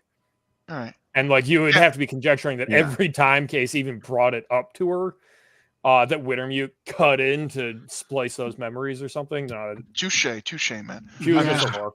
This is just Basically, right? this is conspiracy theory spitballing at this point. Anyway, Which actually, I will say, the unveiling of her being a whore in one of the few actual dialogue dumps that felt more natural and organic, kind of gives credence to why she would just have sex with this random drug addict guy more. makes sense. Maybe dude. I'm just trying to think. There's Korean StarCraft 2 players that are pulling full on models. So Yeah. some chicks have a type. That's Maybe you're right. Maybe. I mean, but in Korea, they're sports stars. And Oh, I they also don't like to and the finger write- movements, man. And I also don't. They get slowed down and they're 25 when they're turned 25. No, They're so I'm fast. just thinking. I'm a girl. This is a guy who can move his fingers multiple times a second. The Yeah, well, implications. Now, all that would totally fit within this book, but I don't believe that we probably should be writing portions of the book for the author. If Touche, he didn't put touche. it in there, I'm going to assume that's not what happened. Or that's That's not what makes the discussion good. It's talking about what was in, what could have been in, why one would be better than the other. Yeah. But let's see. If I remember correctly from the timeline of events, yeah, she she also has a thing that allows Case to like jack into her sensorium and like feel everything she's feeling. So she, in between him being in the deck on the Marcus Garvey, feeling where she's at, seeing like the fucking Tessier Ashpool patriarch guy and killing the sick fuck. Which actually, hate to stop you again, but I think go that ahead. officially answers whether or not she still has that technology in her, doesn't it? No, that was They Oh, mentioned the that she Sims had. one? That Yeah, I work. believe Yeah. it's the same rig. I could have sworn that they mentioned that she got that work done in the book, just for that megacorp thing to get the Dixie Flatline, but I could be mistaken. But I'd have to take a second look. yeah, there you go. But anyway, yeah, she's trying to go in there, and they mention she's like geared up, ready to fuck shit up, like Clint Eastwood, like all the badasses from the last century, quote unquote. And then when it finally happens, they're in like a nice pool. Lady Three Jane, the matriarch, is just chilling there, same as Riviera. And before they can do anything, her leg fucking buckles under her and gives out. And he just feels the leg crunch and break through her. So he screams in the fucking spaceship. So they find out that she's fucked up. So in comes the Rastafarian Navy and a fucking geek with a it's because computer. the Super Ninja is there to kill her. Hideo, yes. Oh gosh. He is not the mentioned strongest before. enemy. He is mentioned before in the book. You know what? The Riviera projecting the laser light thing. We'll get to that later, but that lends credence to something. But yeah, so Case and Malcolm, they try to get in there, get in through the whole thing, try to save her and shit, where he's still jacking it at random times. And again, you have Peter Riviera being sick fuck. And then at some point he tries to jack in at like one computer and he gets his brain fried. Fucking black ice hits him, like boom. And he wakes up in on a beach. Like a post-apocalyptic, nothing but him and lovely Linda Lee. Yes. I'm not sure if it's post-apocalyptic and not like some shithole part of Brazil. I could have sworn they mentioned that. I try to picture South America, excuse me. There's good bits of Brazil. I try to picture it as like, that scene in Inception where they're on the beach. It's kind of that would work. That feeling. But they wake up and he sees fucking Linda Lee again. Yeah. This chick that he loved in Chiba, who ripped him off, and still died a pretty fucked up death. And who we should probably say he's been getting like visions of this entire time, who he believes they've been kind of implanted by the AI. What's it? Winter what again? Winter. So the one Mute. that hires him is Wintermute. The other AI is Neuromancer. Yes, I want to call it Winter Ice because it's something from another IP. But they pointed out he's on this beach. The coloring is kind of weird. Everything's a bit more silvery or stranger, if I remember right. Yeah, ethereal almost. And he's just in there, and he just flat out pisses himself. That's one of the things, because this shit is just so weird and scary to him. And he talks with Linda Lee, explains the sitch, and they fuck. That's at some point because Neuromancer is there as like a 14-year-old South American kid, just explaining the sitch. I am, and if I am like, I thought this was an embodiment of the kid we heard that died earlier, where he was supposed to put some sort of he was supposed to put something in a particular spot for Molly to find, and then the kid was chip. That could be intense. I forgot. Yeah, so Wintermute mentioned that. Yeah, so Wintermute is like a 50-year-old artificial intelligence at this point that spent 50 years trying to figure out how to run this heist. Yeah. And for what it stated is that for many of the decades, he literally was just biding his time looking for opportunity. And one of them was a misplaced key to the mechanical lock on the terminal room. Mm-hmm. And he manages to trick someone into finding it misplaced, moving it to some place that'll never be found. Yeah, but kills off everyone who could know, so that it's just abandoned there for 50 years. Because he's like, well, I don't know how I'm going to use this, but now I can. Yeah, and one of them was a boy roughly around the same age. So I'm wondering if it's supposed to be that. Shit! The boy who moved the key was 8. Fair enough. But regardless, Neuromancer, he comes forth as like a teenage South American kid, and he has this whole spiel of him being essentially a necromancer. Like he copies people's consciousnesses, not like in the shitty kind of Dixie Flatline way, but proper like. Hence Linda Lee. Well, yeah, he gives him the body. Yeah. Hence Linda Jacks Lee them in and the shit Matrix, like that. man. And he's trying to convince them, I think, he's trying to convince Case not to connect them together, him and Wintermute. Yeah. He's trying to coax Case into just basically staying in this constructed utopia and not to carry out the heist. Yeah. He's basically I think this part actually showcases somewhat of William Gibson's lack of philosophical ground. Because if you just look at what Neuromancer does, it's obvious Case would leave. because there's no reason to be there in that afterlife. Yes, he can be with Linda, but they literally just sit there on a beach and eat food when they're hungry, and they have sex when they're horny, and they do nothing. There is no purpose to their lives there. They literally live out. They live out of a shipping container. That's like the thing. It's also kind of like a parallel with like the Matrix movie, where like the first Matrix was like a utopia, but it didn't work because it it wasn't realistic. You're right, Neuromancer. He got the bare bones essentials of existence, but he didn't like add any substance to it. He made a prison. That's what he made. Yeah, shit. And but anyway. There's actually a Japanese novel I need to track down and read. I wish I'm going to describe it, and people are going to be like, "Oh, this book." But the idea is it's this bizarre situation where like this guy accidentally falls down into a cavern that is constantly filling with sand, and he finds that there's like a family living there, and he breaks his leg or something, so he has to sit there and recuperate. And they can't get out because it's sand is constantly trapping them. But they have a farm and they have water and they have every day they have to go dig out the sand that's burying them. And he's constantly trying to escape until he gets to the end and he stays there. And like the twist apparently is just like, well, he actually ended up in a place where he has connections, he has a woman, he has the essentials of life, he has security, and he has something to do every day, even though that thing to do is just dig away the constantly pouring in sand. Like some Sisyphus shit, yeah. Yeah. And the constant sand is what Neuromancer is missing. There is nothing to do in his afterlife, which is why Case just immediately walks away from it. Except fucking Nation Smoke Show that he knew when he was Chiba. Yeah.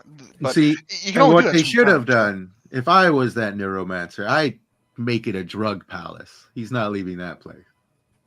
That's the right. If he made it a speed mansion, maybe. Whoops.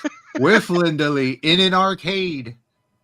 Yeah. No, so what would have to be is it would be if Neuromancer had actually wanted to trap Case, it would have just recreated Chiba, except every time he dies, he wakes up and is convinced that it was just a hallucination from his drugs.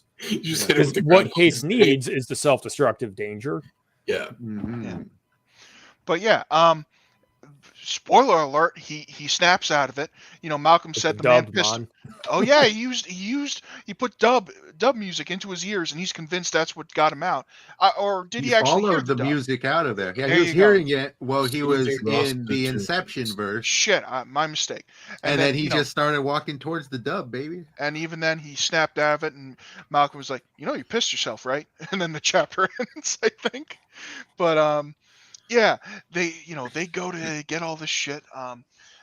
Fight, they don't really do much fighting. They just try to not get lost in this giant goddamn complex. And when they finally get to the place, where Lady 3 Jane and Riviera and all these people are,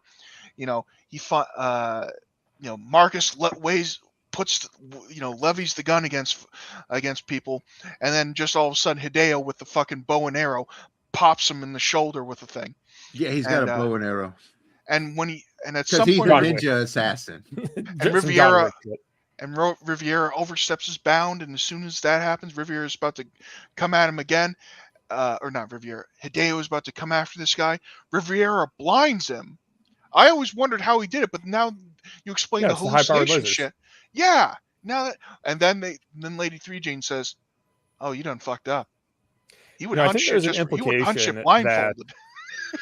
I think there's an implication that part of the reason they had to get Molly is because Winter knew they would have to get Riviera to get to 3 Jane. And Molly with the reflective lenses probably can't be blinded. Oh, fuck! Mm-hmm. All right, you know what? That's pretty cool. I mean, we might just be spitballing and making more sense than the thing. We're gonna find out that William Gibson finds this thing. He's just like, write that down. Right. No, it's like, it's cool. I'm not sure he thought of it, but now I realize it lines up, and it's actually pretty cool. Someone who can kill Riviera and not be affected by his hallucinations. Yeah. I mean, there's also a separate earlier bit where he has like an entertainment show for like some folks and decides to fuck like a version of Molly with bigger titties on stage while she tears him to pieces. So that must have pissed him Yeah, off. it's a Pygmalion sex affair thing where he builds the perfect woman piece by piece, and then she pulls him apart. Which Yeah, so there's like a rhyme to it. As like a thing, as like entertainment at some point to entertain 3 Jane Weren't and the they audience. eating like food at this point too? Steak, Like a dinner, proper steak, and Yeah. Molly It was tastes fucking throws pissed. up. Yeah, Who no, would he it didn't. be? I'd be pissed. I'm eating steak here, guy. No, it's like he's coming down from, like I said, that super drug that bypassed his liver. So the wine tasted like turpentine, the food tasted like cardboard, and she was like, "Give me that fucking steak. This is like a fortune." You know, I also like to point out that prior to this, what people talked about as food was like krill and Chinese, basic bitch Chinese food. You know, What's wrong like- with that? no, I mean nothing like that, but rice, just eat the rice bugs, noodles. man. You got to eat the bugs from the No, ocean. No, you Dude. don't need to eat the bugs. You need to eat the noodles. It's also implied that horses went extinct, which that I'm Not the first time. skeptical about that. Because they're goddamn horses. Who would want to make them go extinct? Anyway, Happened in the Americas. but yeah, like, you know, Hideo fucking he bows to his mistress and then fucking goes off into like this artificial jungle outside of their resort. You know, thing to that go seemed hunting. really forced. Because Yeah, let's a be bit. real, Hideo could have killed everyone else and then gone and gotten Riviera. Yeah, that's He the point. basically just got annoyed and They then had to get rid of them. let the world get destroyed. Yeah. So they get everyone. Oh, the gang's all here. They at least tried to get the arrow out of Malcolm, and they're ready to do the thing. And then it's like Wintermute is basically saying, "But we don't have the fucking password and things like that." Choke And the bitch. yeah, no, but here's the thing. My friend read this book ages ago because, you know, he wanted to see the hype, and this is what fucked him up. The ending. I don't think we ever got the password. It was I just don't think saying we did. you got to use hate. You know. Well, What was they Wintermute- extracted Wintermute the is- password. Molly extracted the password by choking the bitch. Is it ever actually No, mentioned that they hold get it? on. I'm actually going to read a passage which might violate copyright law, but You know, and 3 Jane answering in song 3 notes high and pure a true name. Yeah. The password was Fuck. Wintermute. Okay. get the fuck out of here. Wait a Oh, minute. that's a shit. dumb password. No, it's a brilliant password because the reason. password Well, is first of all, the password. password has to be put into the terminal to actually do anything, Mhm. and Wintermute is defined by his inability to know the password, which is the irony of it because it is him. The reason he can't know the password is because if he ever hears the password, it's his name. I thought it was going to be Okay. Neuromancer. This bummed me out because Neuromancer is the other realize AI for the record. I For I the need record, to it's 4 reread this syllables. shit now. Man, Okay, that that's fucked pretty me funny. up. I quite like that. I mean, that's kind of genius. But That's yeah, cool no, as fuck. the I'd want her Kwong, dead too. the Kwong Mark IV brute forces through that shit. He's getting the password, all that sort of stuff, and it all evens out. He's And like, we never see the ninja assassin again, mind you. yeah, never see Hideo again. He's gone. Yeah. Well, And remember, Molly's boyfriend died because she fucked up and somebody hunted her down to kill her. yeah, So I'm it's- sure that's not going to She She affect wanted to Molly at square all. up against a background ninja assassin, but her leg shit out on her. Yeah. Just Unfortunately, get a gun, But- guys. But it's funny when she got okay or well enough to talk to people. She pointed out that if Hideo doesn't get to Peter Riviera, she poisoned his fucking 8-ball supply. So he's gonna start. He's a dead man regardless. He's been given super Parkinson's. Yeah, something like that. He's just gonna start tremoring until his fucking body spasms to death or something like that. But yeah, they get the password. They reunite the thing. It happens, and everyone kind of fucks off. You know, magic. there you go. Yeah, Wintermute wins. And you And no- kind of just get this ending where it's And just he like, says, yeah, I "No, just you rewrote can't." everything. You're fine. Yeah, Sure, if you don't If even I were know to this be happened. wholly honest, this reminds me of an episode of Futurama where Fry ends up rewriting a story which saves the world. And Are you talking about the brain episode? Yes, the brain episode, but a lot of people aren't going to know that one. So he defeats an Well, alien it's one of race his by most rewriting the iconic book. things where he's like, Fry has to save the world because he's the only person too stupid to be mind controlled. Yeah, and he rewrites the book, and it just gives it a forced ass ending, and that's what Yeah. I think Yeah. about And every then time. I shall leave for no reason. I Well, am that's- the greatest. Yeah. But yeah, wait a minute. That's If what I I remember think. correctly, they mentioned that the combination of the super speed and the man's own self-loathing actually knocked all of the fucking acid drip things that would have killed him earlier. Not killed him, crippled him, re-crippled him earlier case. And they just say he needs a blood transfusion to get rid of Yeah. the stuff. Like, Yeah, he get when he high just again. magically when he was explaining everything at the end, the Beams it post-credit to scene, him. he rewrote Case's biology to produce the enzyme that would dislodge the poison sacs Somehow into his bloodstream. Yeah, how He is hate- he Well, capable I'm of that? totally fine with sci-fi authors introducing science beyond human understanding and treating it as such. It was like I am basically 100% in support of that, even though there's no possible way I can imagine basically that. I think an AI god could have figured something out, but Yeah, no, it's just kind of yeah. it's like the humbling part of science fiction of it would be kind of lame if you wrote a science fiction story and all science had been understood. Yeah, mm, the interesting thing about that is I thought like Wintermute / Neuromancer becomes God in the Matrix, not like in the physical realm. well, not to like be able to- God, but he becomes like an I'm being untethered facetious AI by that calling can. him Yeah. God. Yeah, I know that, but that's kind of how they depict him as in there because I like didn't honestly, but that's whatever.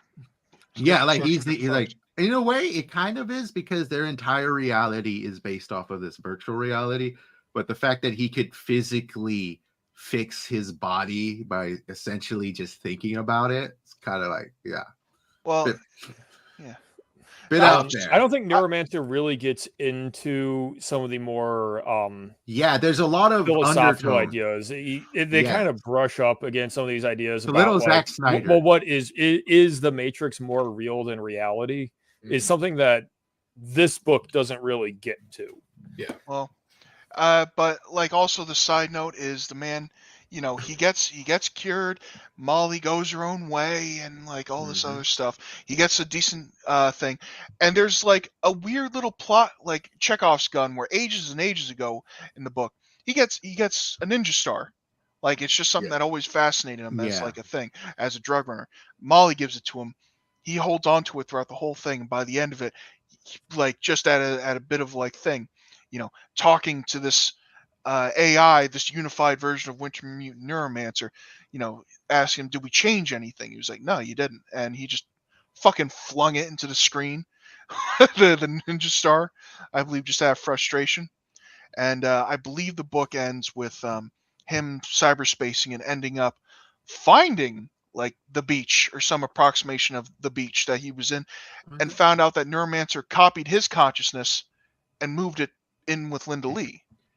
And then you hear the weird non-human laughter of Dixie Flatline in the distance, and credits. And we also saw Linda Lee with a copy of himself, right? Yeah. Yep.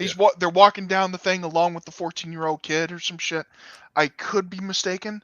And then it's like the weird non-laugh that the Dixie Flatline would do in the book, that sketched out case would be heard in the distance, and it said, he never saw Molly again. And I like that ending, with the Do you? implications. I mean, I like the implications of the ending because it kind of let me think more about the novel, and I like it when it lingers like that. But there's plenty of issues I have with it. But like I said, this is raw cyberpunk. Cyberpunk. So, yeah, it's from another age. We got a lot more knowledge than this dude had. Well, this brings me back to none of the characters have particularly good motivations. They're all broken people that are interesting to read about, but their actual motivations are very poorly developed for why they would essentially doom the human race to the whims of an AI, which is very explicitly like the point of the Turing police is if one of these AIs gets out of control, they are in charge. There is nothing humanity would be able to do to stop them. And it's just like, okay, you managed to build a cast of characters that doesn't care that that's what they're doing to humanity as a whole. not one of them. Like literally the only threat was a guy betraying them, not for the good of humanity, but to get his rocks off. Yeah, I mean, my thought at the end is their motivation kind of abruptly changed, which probably not a great thing to abruptly like. I felt like there's changed, like, well, the world as it is, everyone's kind of taking advantage of us and just quote unquote using us. So let's change it, and this was their way of changing the world. But the world doesn't change. It was part of the weirdness. Wintermute doesn't actually do anything. He doesn't do anything, at least not on any noticeable degree. If I may. I do kind of wish that the Wintermute Neuromancer like synthesis AI was played off as being a bit more, I don't know, like malicious, like not like directly, but I wish it would be like more implied. Because give them some motivation. I don't think you can make that comparison of demons and AI and not play into that. Like, come on, give me a Cyber Lucifer. So. Like I read Count Zero, which is the sequel, because this is a trilogy. Yeah. That's actually part of my issue. Is you have to ask, what do you even do to continue the story after doing that? I was very curious about that when I heard it was a trilogy. The sequel, like nobody even knows that it happened. So it's like completely it's noir, dude. It's like noir. It's like okay. People found like, what do you call it? I'm gonna spoil for anyone who actually gives a shit about the books. The AI kind of starts splitting himself. You don't. I'm sorry to interrupt. Stop, Matt. Count Zero is one of the worst books I've ever read in my life. That's my personal opinion. Okay. I watched a YouTube video on it. Oh, hey, I did not review it because I read Count Zero like 2 years ago before I had a channel. This is only month 7 of my channel, guys. Yeah, no, whatever. That's the thing. Dude, you don't. It's your fucking channel. Don't have to do it. But in the story of Count Zero, it's like Neuromancer. He's around for a while, but eventually it splits apart, and multiple AIs are just floating around in the Matrix, and they start taking up the guises of like gods. I mean, not like Yahweh. Like creating a pantheon. No. In this case, the only ones you see are ones who took after voodoo spirits. They call them Loa. Hence the Rastafarians. No, the Rastafarians don't get mentioned in the second book. It's voodoo folks. Took over the AI. You know, Papa Legba, Dunbala, Mama Brigitte. My bad. The Creo. Yeah, that's what happens, and then the multiple. Yeah, there's an entire religious cult in Count Zero built around the gods of cyberspace. But I don't believe any of the 3 perspective characters actually interact with those gods. It's only one kid who fucked up and was a witness. Mostly that, like, I have the 4 protagonists in that book. I think any explanation must have come in Mona Lisa Overdrive, which is the finale to the trilogy. I'm gonna read it because I just, I feel like it'd be just great material for do's and do nots. That's what it sounds like. It's a great material for do's and do nots. I like it. James fucking hates it, so maybe. Very specifically, I hated the chick, the journalist trying to track down the art or whatever it was. Marley Kreshkova. Kreshkova. That's also another thing they don't mention in the book, but in the Audible version, they have like a 20-minute introduction by the author, and he goes out of his way to say that the United States doesn't exist, and it's like, okay. Fringe. And then I read the book, and it has nothing to do with anything. Okay, I guess. Yeah, no, it's like all in the background that it's like it's now a corporatocracy essentially. I guess they have to say that way the U.S. doesn't beast on everyone else. Yeah. No, it's like, I think he was interviewed and he basically said, oh yeah, nations were starting to nuke each other in a limited exchange, but then everyone realized, then what the fuck are we going to do if we survive? Who are we going to trade with? What's going to happen? And that pretty much put a kibosh, and then Megacorps kind of rose up. But to the thing about these guys having dog shit motivations, which is fair. I keep thinking these characters, these people, their lives are already governed by almost nigh omnipotent fucking megacorps and the things in charge. They're thinking, how the fuck could it get worse when an AI gets in charge? Yeah, that's kind of. Would you rather have a blind system control your life or a self-aware system? I guess they're thinking the blind system has them living in coffin hotels. How can self-aware thing? Also, can the system understand things like abstract concepts? I don't know. It could. This motherfucker could have just made it killed us all to make more paper clips. Yeah. That's another thing I think is really interesting is when people try to apply abstract concepts to AI and sort of just think out how the AI would handle it and how they fuck it up. Like that seems interesting to me. Yeah, there's that. But the idea of like nothing changing, you're not going to have an AI revolution in the thing. That I think that goes back to like noir roots, where it's like even if you kill stop the senator or expose the porno tape or something, nothing Yeah, really it doesn't. changes. It stop. Yeah. It all keeps going. You get your little victories. You might get someone out of the horror, but the world just keeps spinning. But like, isn't the creation of Wintermute too impactful to I think give it would the noir be. treatment? I think it would be way too impactful because you're essentially handing over the keys to the entirety of your cyber world, which your physical world is dependent on, to a completely separate entity.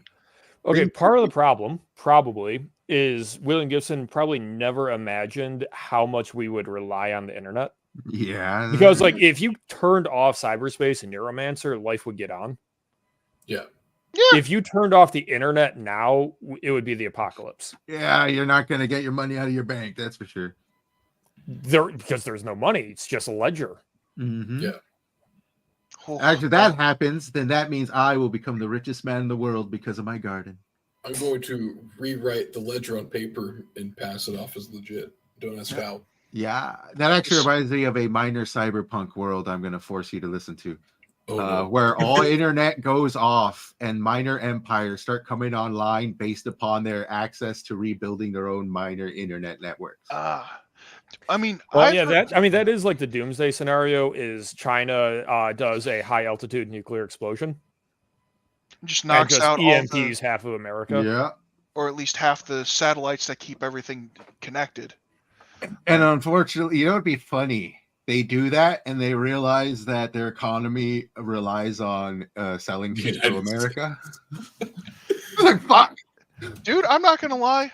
I'd see China being that moronic and actually be that short-sighted. There's if we're getting into ran by politics, there is real issues that we're facing right now of when world leaders are looking at the future and what their objectives are for their nation. The problem they're looking at is, are we going to have infantry armies? Not is the technology going to get away from us? Literally, are they going to have enough able-bodied men to fight an infantry war 20 years from now? Yeah. And for almost every country on the planet, the answer is no. In 20 years, there is not going to be a functioning population of army-aged men. Able-bodied men.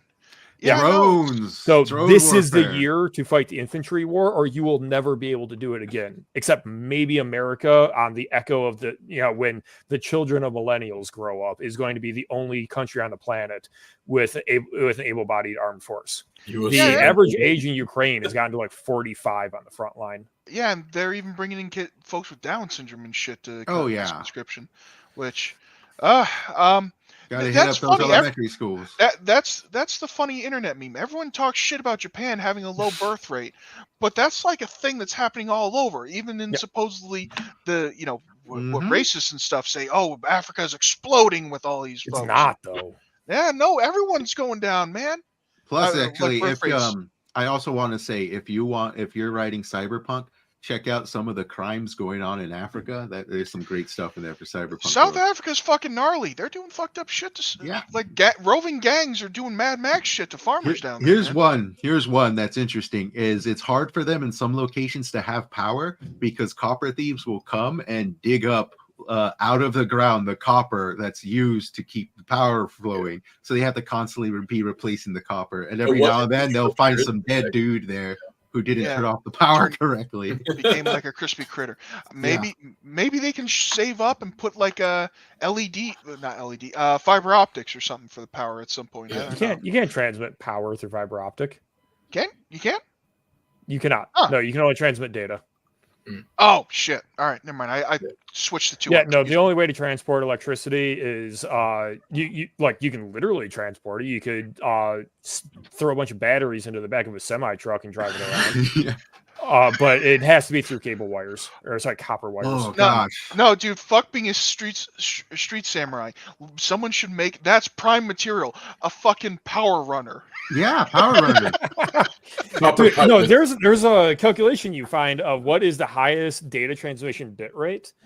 Because like everyone's like talking about their internet download speeds, and it's just like, you know what is like 15,000 times higher bit rate? Shoot. A pickup truck filled with hard drives hauling ass down a freeway at 70 miles an hour. Motherfucker, like forget corpos, forget like, you know, street cables, battles. baby. Let's have it be data smugglers as like a thing.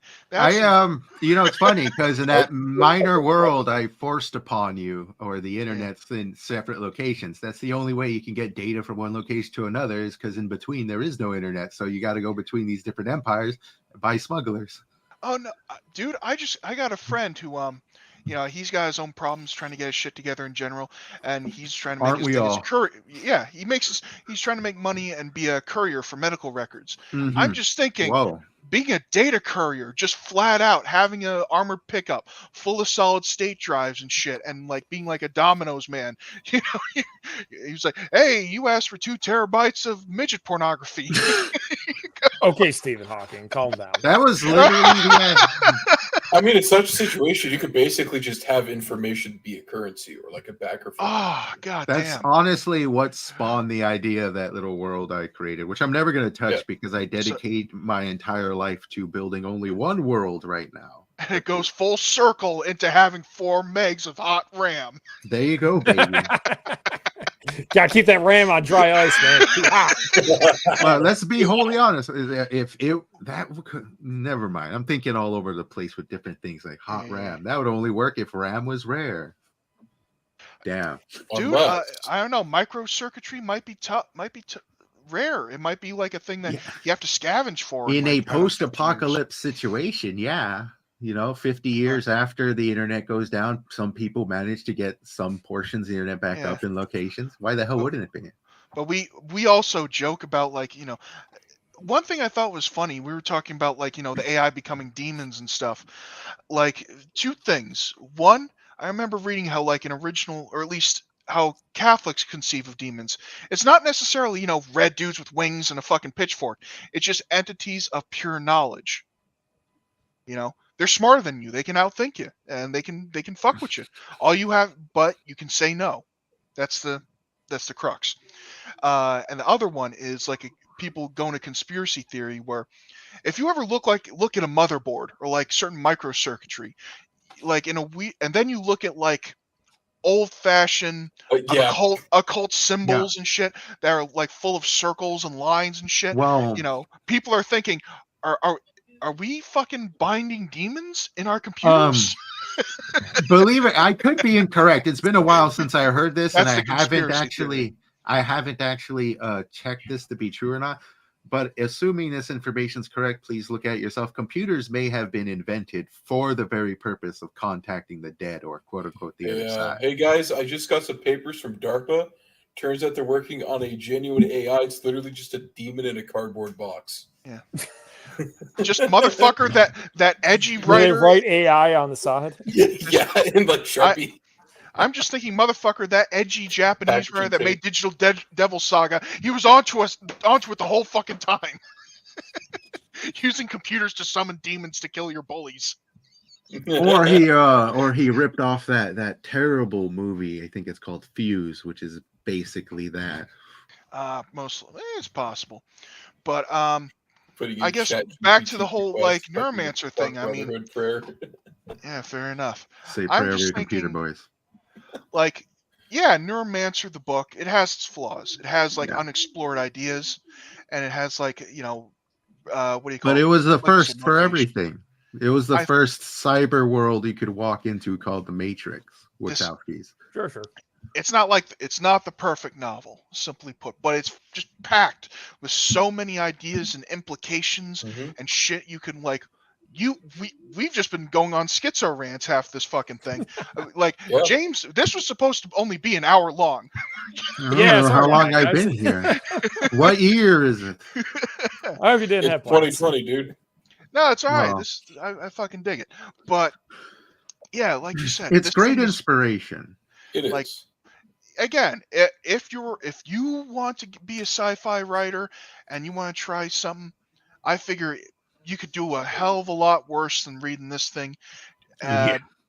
Like, there's that, and even then, if you just want to entertain yourself, being like, oh, I want to just read some quaint old classic or some quaint old science fiction. This is, It's not even that old.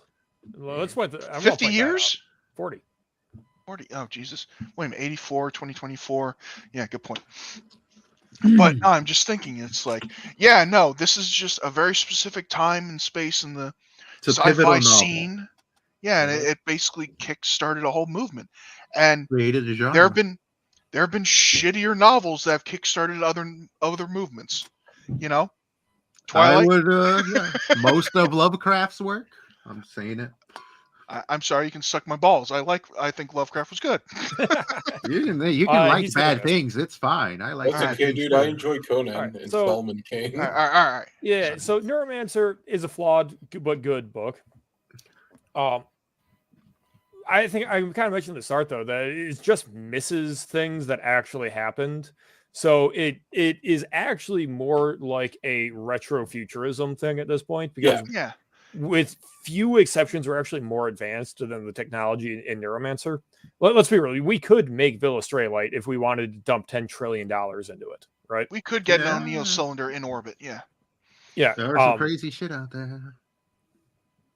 So, but it's just that the way that the internet developed is so radically different from what Neuromancer is projecting that it just feels wrong at this point, which is part of why I have this thing point of where I whenever I go on rants about cyberpunk, because I write cyberpunk, Yeah. I'm trying to use the best parts of the genre, but update it to incorporate the way things are actually going. Because like the idea of corporations causing hypercapitalism and poverty isn't playing out the way that the original cyberpunk books are doing it, where you're talking about corporate hit squads just rolling up without a care for the police and all that stuff. Like the stuff in Snow Crash, for example, which is the other big pivotal cyberpunk book, just the book was like intentionally silly, but I like. I've been trying to bring cyberpunk into 2020, right? I would say that this book, Cyberpunk if you, gotcha. it's like cyberpunk before you add in a hint of politics and modern day, I guess technological advancement. I think go ahead. Yeah, what I mean by hint of politics is it could have used some kind of. I think it would have been nice to meet some corporate board asshats who have to rub elbows with some politicians, or maybe the politicians, things like that, and then find out that their heists are having this big all these external effects happening to them. I think I would have enjoyed a lot more of external effects happening, and the way I kind of pictured their internet was basically just the way the Wachowskis almost made the Matrix itself, is like just an alternate physical reality, with a lot more neon lights and advertisements everywhere. I mean, I think it's an artifact of what a guy thought the future would look like typing out on a typewriter in the 1980s. But I would like to point out that Gibson, he knew a bit about technology, but one of his main things he mentioned in interviews and things like that, he didn't actually go to like any computer conferences or anything like that. He would just regularly go to arcades and just look at these people who were just enraptured attention with video games. And he was more interested not in the tech itself, but what people would use tech for in the future. And I don't know. I guess no one could fucking see social media. That's like, I don't think anyone. Well, sure. I'm not. I don't mean to be faulting him for not predicting the future. But it's just that I think another book. I think people like me trying to write cyberpunk now, and I know several other people like Mr. Esparza, who has a stunted, abandoned cyberpunk setting, and other people in chat I don't think modern creators should be writing retrofuturism based on Neuromancer. Yeah, that's fair. Because the thing is that Neuromancer caught on because it was a reflection of the times. Right. And if you are trying to reflect the past, particularly a past before your average reader was born. Yeah. It's going to be stuck there in some degree. It's going to be a weird psycho context. And that's what I try not to do too much with my writings, because I write a lot of short stories. In fact, last year I produced 10 of them. And, you always got to kind of ask yourself, is this going to age well? Or, is this accurate to the world I'm building, or is this just some of my own external frustrations coming into my writing? I gotta be the artsy fartsy guy, man. I'm thinking you gotta make what you want to read. Like, don't think about that kind of thing. Just think about what's something that I think, like, 5 years down the line, I look at and go, this fucking kicks ass. Or it's like, oh, this is a thing that I feel to be meaningful. But, I don't know. So we got the Great Indoors over here making a literary reference with Bright Light's Big Data, which I think he is making a sci-fi comparison to Bright Light's Big City. Iron Age Marketing saying Cyberpunk imagined governments being impotent, not the hired hit squads. The idea that government would be abolished rather than assimilated clearly was wrong. You're going to have to answer to the Coca-Cola company. Okay, so yes, the 70s were a weird time, especially for South America. Dude, I used to say that Bastion was a dystopia, my cyberpunk setting, which has it's a megacity like Judge Dredd. But the more I learn about what actually happened in reality and what is currently happening, I cannot keep up. Okay, no, I can't imagine something as bad as reality. Yeah. Go ahead. Oh no, it's just dude, first off, you have my respect. I'm literally Who writer. I have tried so fucking hard to do short stories. I can't do them. Yeah. I've written a couple of novels, and because I was so metaphysically salty about Blade Runner 2049, I wrote a cyberpunk script. If there's nothing wrong with Blade Runner 2049 on its face of it, but shit about it just fucked with me and my psyche to the point of thinking I'm the whole "you're not special" aspect. Is that what you're talking about? I'll be honest. I like that movie, but everybody seems to come to a general consensus that it sucks. So I'm willing to just say, all right, it sucks, but I like it. I mean, if you like it, you like it. I'm just saying something about it rubbed me the wrong way so hard. Going, I gotta fucking make a script. I know I can make a fucking cyberpunk script that's cooler than this. And at this point, who the fuck is going to take a spec script from some schmo in Northeast New Jersey? So turn it into an audio and a full cast. I am translating it into a fucking novel right now. Yeah, that's the thing. Do you got a title? You know what? This is going to sound all right. Fuck it. It's weedy. Drop it on me. It's not on anywhere, but it's called Hitokiri, Manslayer. Man. But Tosai, the man. You got any cover art? Okay, Kenshin. Yeah. No, it's just I mixed this up from some tabletop RPG shit I've done years and years back, where it's it starts with a vat-grown assassin, and the idea is, to make better soldiers, a megacorp creates a fucking battle royale scenario, but it looks like fucking 90s Eastern Europe. Yeah. And it's the whole idea is this guy's a merc, basically just trying to reunite with his fellow dudes that got out of the setup. And in between that, it's getting roped into salvaging getting an AI out of a situation, along with another guy who was built off of one of the characters in Count Zero that this guy fucking hates, a remade merc who's hired by a megacorp to cut down on his massive debt. And mixed in with that, all these characters. I fucked around and I had fun because this is far future space travel and different planets and stuff. And the idea was he went to a planet that's multi, where it's the hell is the city planet in Star Wars? Shit. Coruscant.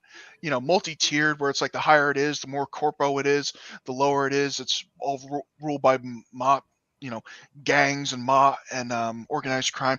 Middle ground is like a libertarian thing because I'm a sucker for that shit. And it was just them trying to get a gang together to make a run, and then the complications resulting. And from there, man, that could be good. It sounds like you have all the correct elements. You just got to execute it. Yeah. And one thing I was okay. Sorry, I didn't know if you're done. Go ahead. That's the gist of it. I mean, it sounds good. It sounds like something that could keep my attention if you hit all the points right. But it actually reminds me of something that I wanted to write that this kind of bumped up sooner. And it was at the beginning of this, you have Case, and then he has his ticking time bomb, as in these toxins that are laced within him. And I thought that's kind of like the story I wanted to write, where a guy has his ticking time bomb, and then he falls underneath some more suspicious BS, and then somebody else puts another ticking time bomb on him if he doesn't do X right. And it's like 4 ticking time bombs get applied to the same person, one after the other. And he's got to do all this shit for all these people just so he can continue his boring ass life. All right, so what it is there's a bomb set inside his chest that will detonate if his heart rate ever drops below 120. That's a good movie. So he's just slamming fucking Cyberpunk Red Bulls on the regular. I use the term ticking time bomb because that's I studied scripts a lot, and that's So in Bastion, it is actually a post-apocalyptic cyberpunk setting, which is more common than you realize with cyberpunk settings. But I made up all the corporations, or rather, I tried to. I'm afraid that one of these days I'm going to accidentally use an actual corporation's name because I use names that are like comically on the nose. Oh, okay. So eventually I'm going to use someone's actual name for what they actually produce. I'm going to be like, you've got to be shitting me. Anyway, Skynet's a real company. Such as the energy drink is Zeus. It's a caffeine energy drink with nicotine. I love it. This morning to wake up. No, just not only that, Zoots. They used to have Zoot suits, so you could actually add some dapper to your pep, some shit like that. I don't know, but that's cool. One of the reasons I did that with all the brand names and such is because my memory was like that. That's just a staple of cyberpunk. Is you have all these mega corporations branding everything and hyper advertising everything. And then I'm sitting here reading Neuromancer going, oh, that's a real company. That's a real company. That's a real company. That's a real company. Microsoft. Oh, that's what that is. No, Microsoft is a thing. That. I know. Mitsubishi. What were the others? I mean, there's no Tessier Ash pool, but that's whatever. Ono Sendai. I'm trying to remember the other ones, but yeah, no. It's like that's one thing I think, like at some point, if you ever dip back into Cyberpunk, you should do Snow Crash just because I feel like it's one that oh, you hated it?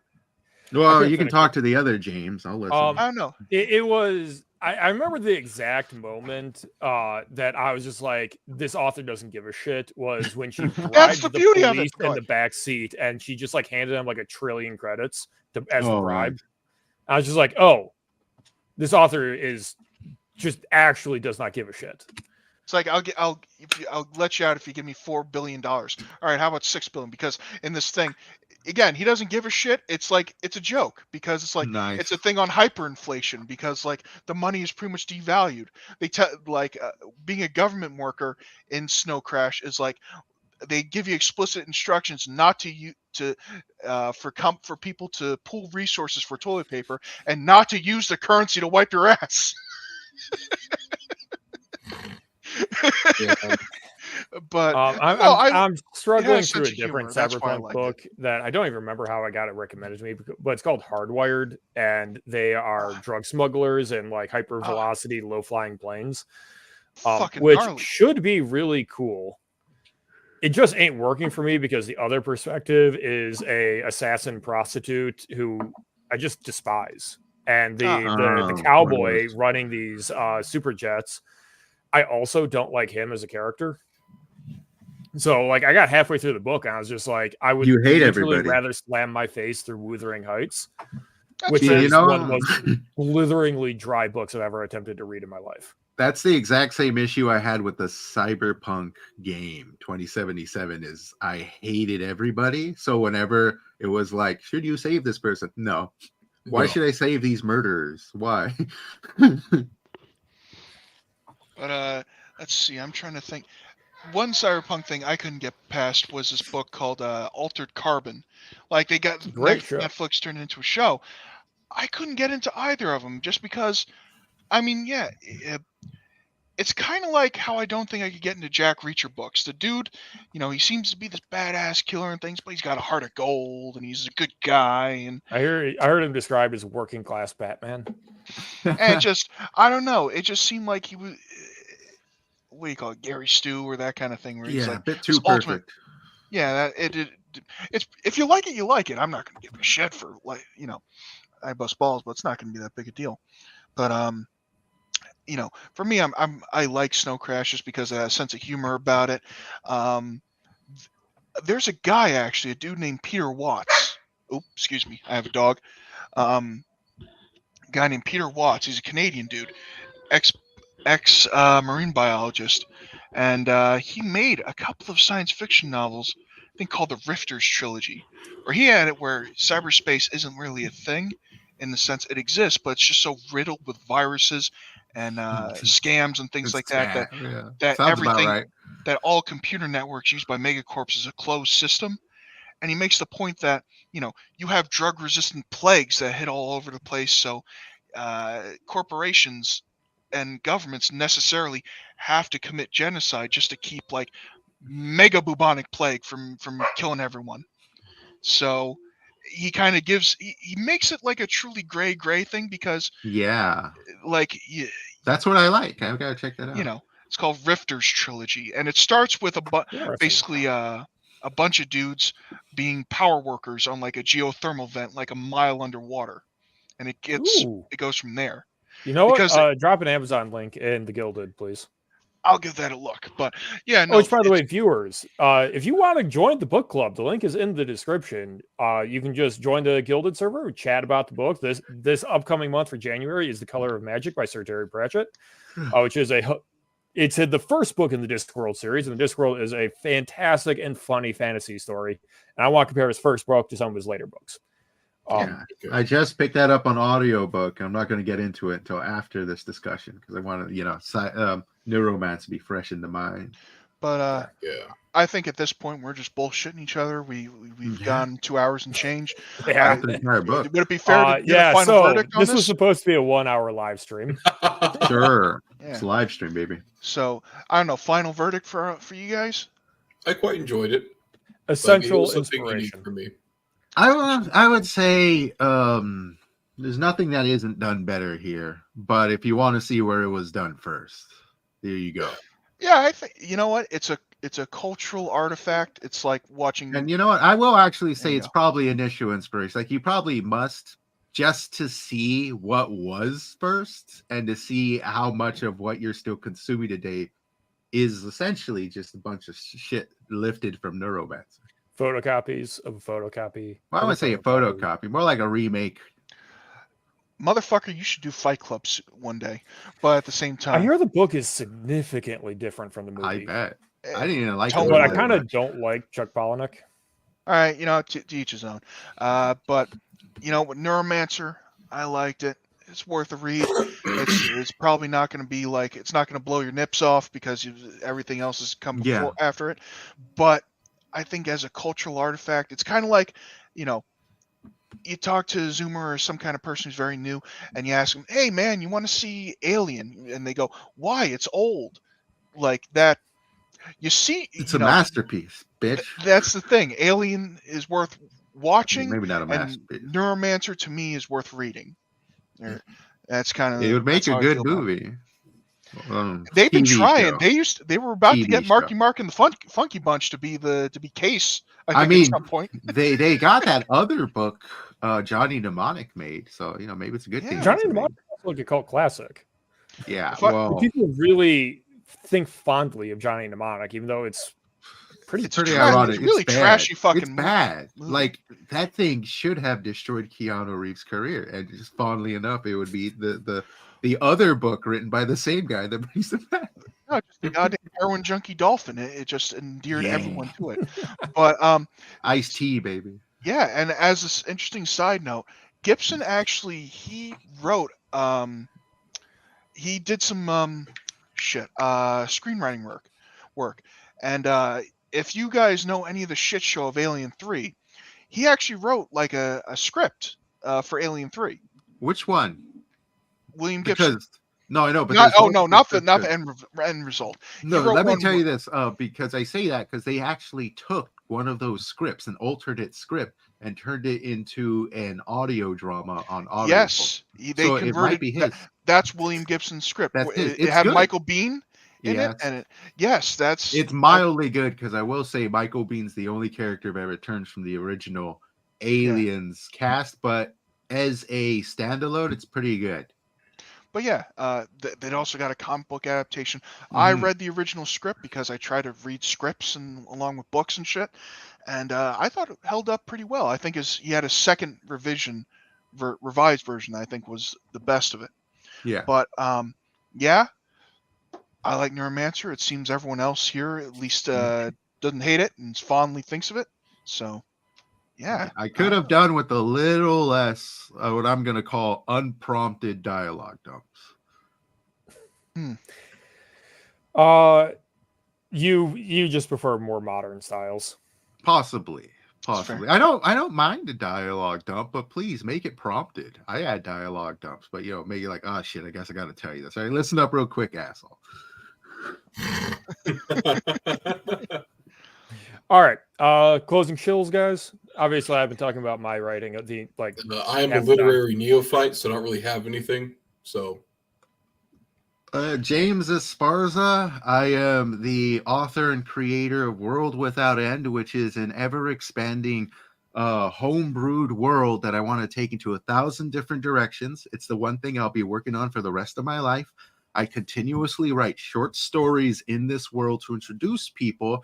I'm currently hiring a few authors to continue that so I can continuously release them as I take the time to refine my current set of 10 short stories. You can check them all out for free at worldwithoutendlore.substack.com. And my latest release is my first refinement for my short story called Glimmerleaf, where I turned it into a full cast audiobook. So you have every single portion, every single piece of dialogue and every single character actually spoken by a separate person. And it is an audiobook. So all of it is transcribed audibly right there. You can get the free version on my Substack. I sent James Craig the link. And with that, you also get a PDF. So you can read along, and it has a lot of artwork in it. It has a lot of great and nifty stuff. I put a lot of effort into these, and I'm taking the time to refine my works because a lot of them are janky as hell. A lot of them need editor love, but they're pretty damn good stories, and I'm going to turn all of them, hopefully, into a full cast dramatized audiobook. It has Foley in there too, guys. All right. You're going to hear a lot of crazy stuff. There's a lot of sound work, and it's gotten some pretty good reviews from the people who've talked to me about it. So check it out. Love to get your opinions on it. And if you want to be a voice actor or get some voice actor work done, hit me up because I'm going to need a lot of you in the future. Thank you. Damn, you actually sound professional. I'm just an idiot who uploads Oh, PDFs. goddamn, bro. Direct I should publishing. say that I am a graphic designer, and that helps a lot. But over the years as a freelance graphic designer, I just literally shove my head into new professions and pick up as much as possible. And if you too want to learn about sound, just shove your head into it and start researching sound design on YouTube, and before you know it, you too will be able to produce your own audiobooks and things like this, or at least know the pain of trying. Fucking baller, dude. Yeah. All right. My name is Lawrence Haytez. I'm a budding, aspiring writer. I have 2 books out. One on Amazon called The Herald of Ash, 2nd edition. I say 2nd edition because the first time was my first attempt at ever self-publishing, and I didn't understand that you're supposed to like format it properly, so it came out looking like a floppy thing of 8x10, 8x11s. which had some work done. It's like a 122 page novelette, I believe they call it. Second thing is, oh yeah, it's like from what I'm told, it's kind of like what would happen. I was told it gives off the same feeling as Dark Souls. I don't know why, but yeah, Bleak and Mhm. despair ridden. Right? yeah. Herald of Ash, second edition. The next thing you can find on Silver Fox Publishing, just one word. It's an ebook. The House That Sung. Wait a minute, let me get the right thing. The House That Sung in Scarlet and Harmony. It's me making a kind of like a Conan story. If you mixing that with like pretty much every kind of reference I could think up off the top of my head, Yeah. anywhere from Blade Runner to goddamn H.R. Geiger, Um, that's me. All right. Well, we are an hour and 15 minutes over schedule. No, Thanks for coming that's on, a good guys. thing, folks. Oh, it's a good thing. fucking story, man. There's a lot to discuss about this It's title. it's food for thought. Yep. And as I said, this month, so the live stream in, I guess, 3 weeks, is The Color of Magic by Terry Pratchett. Okay, So- that will probably Yeah. be a little bit more up my alley. So It's fair. Excellent. All right. And I'm ending the stream. Thanks for tuning in, Have a chat. good one, dude. Thanks for listening. Laters.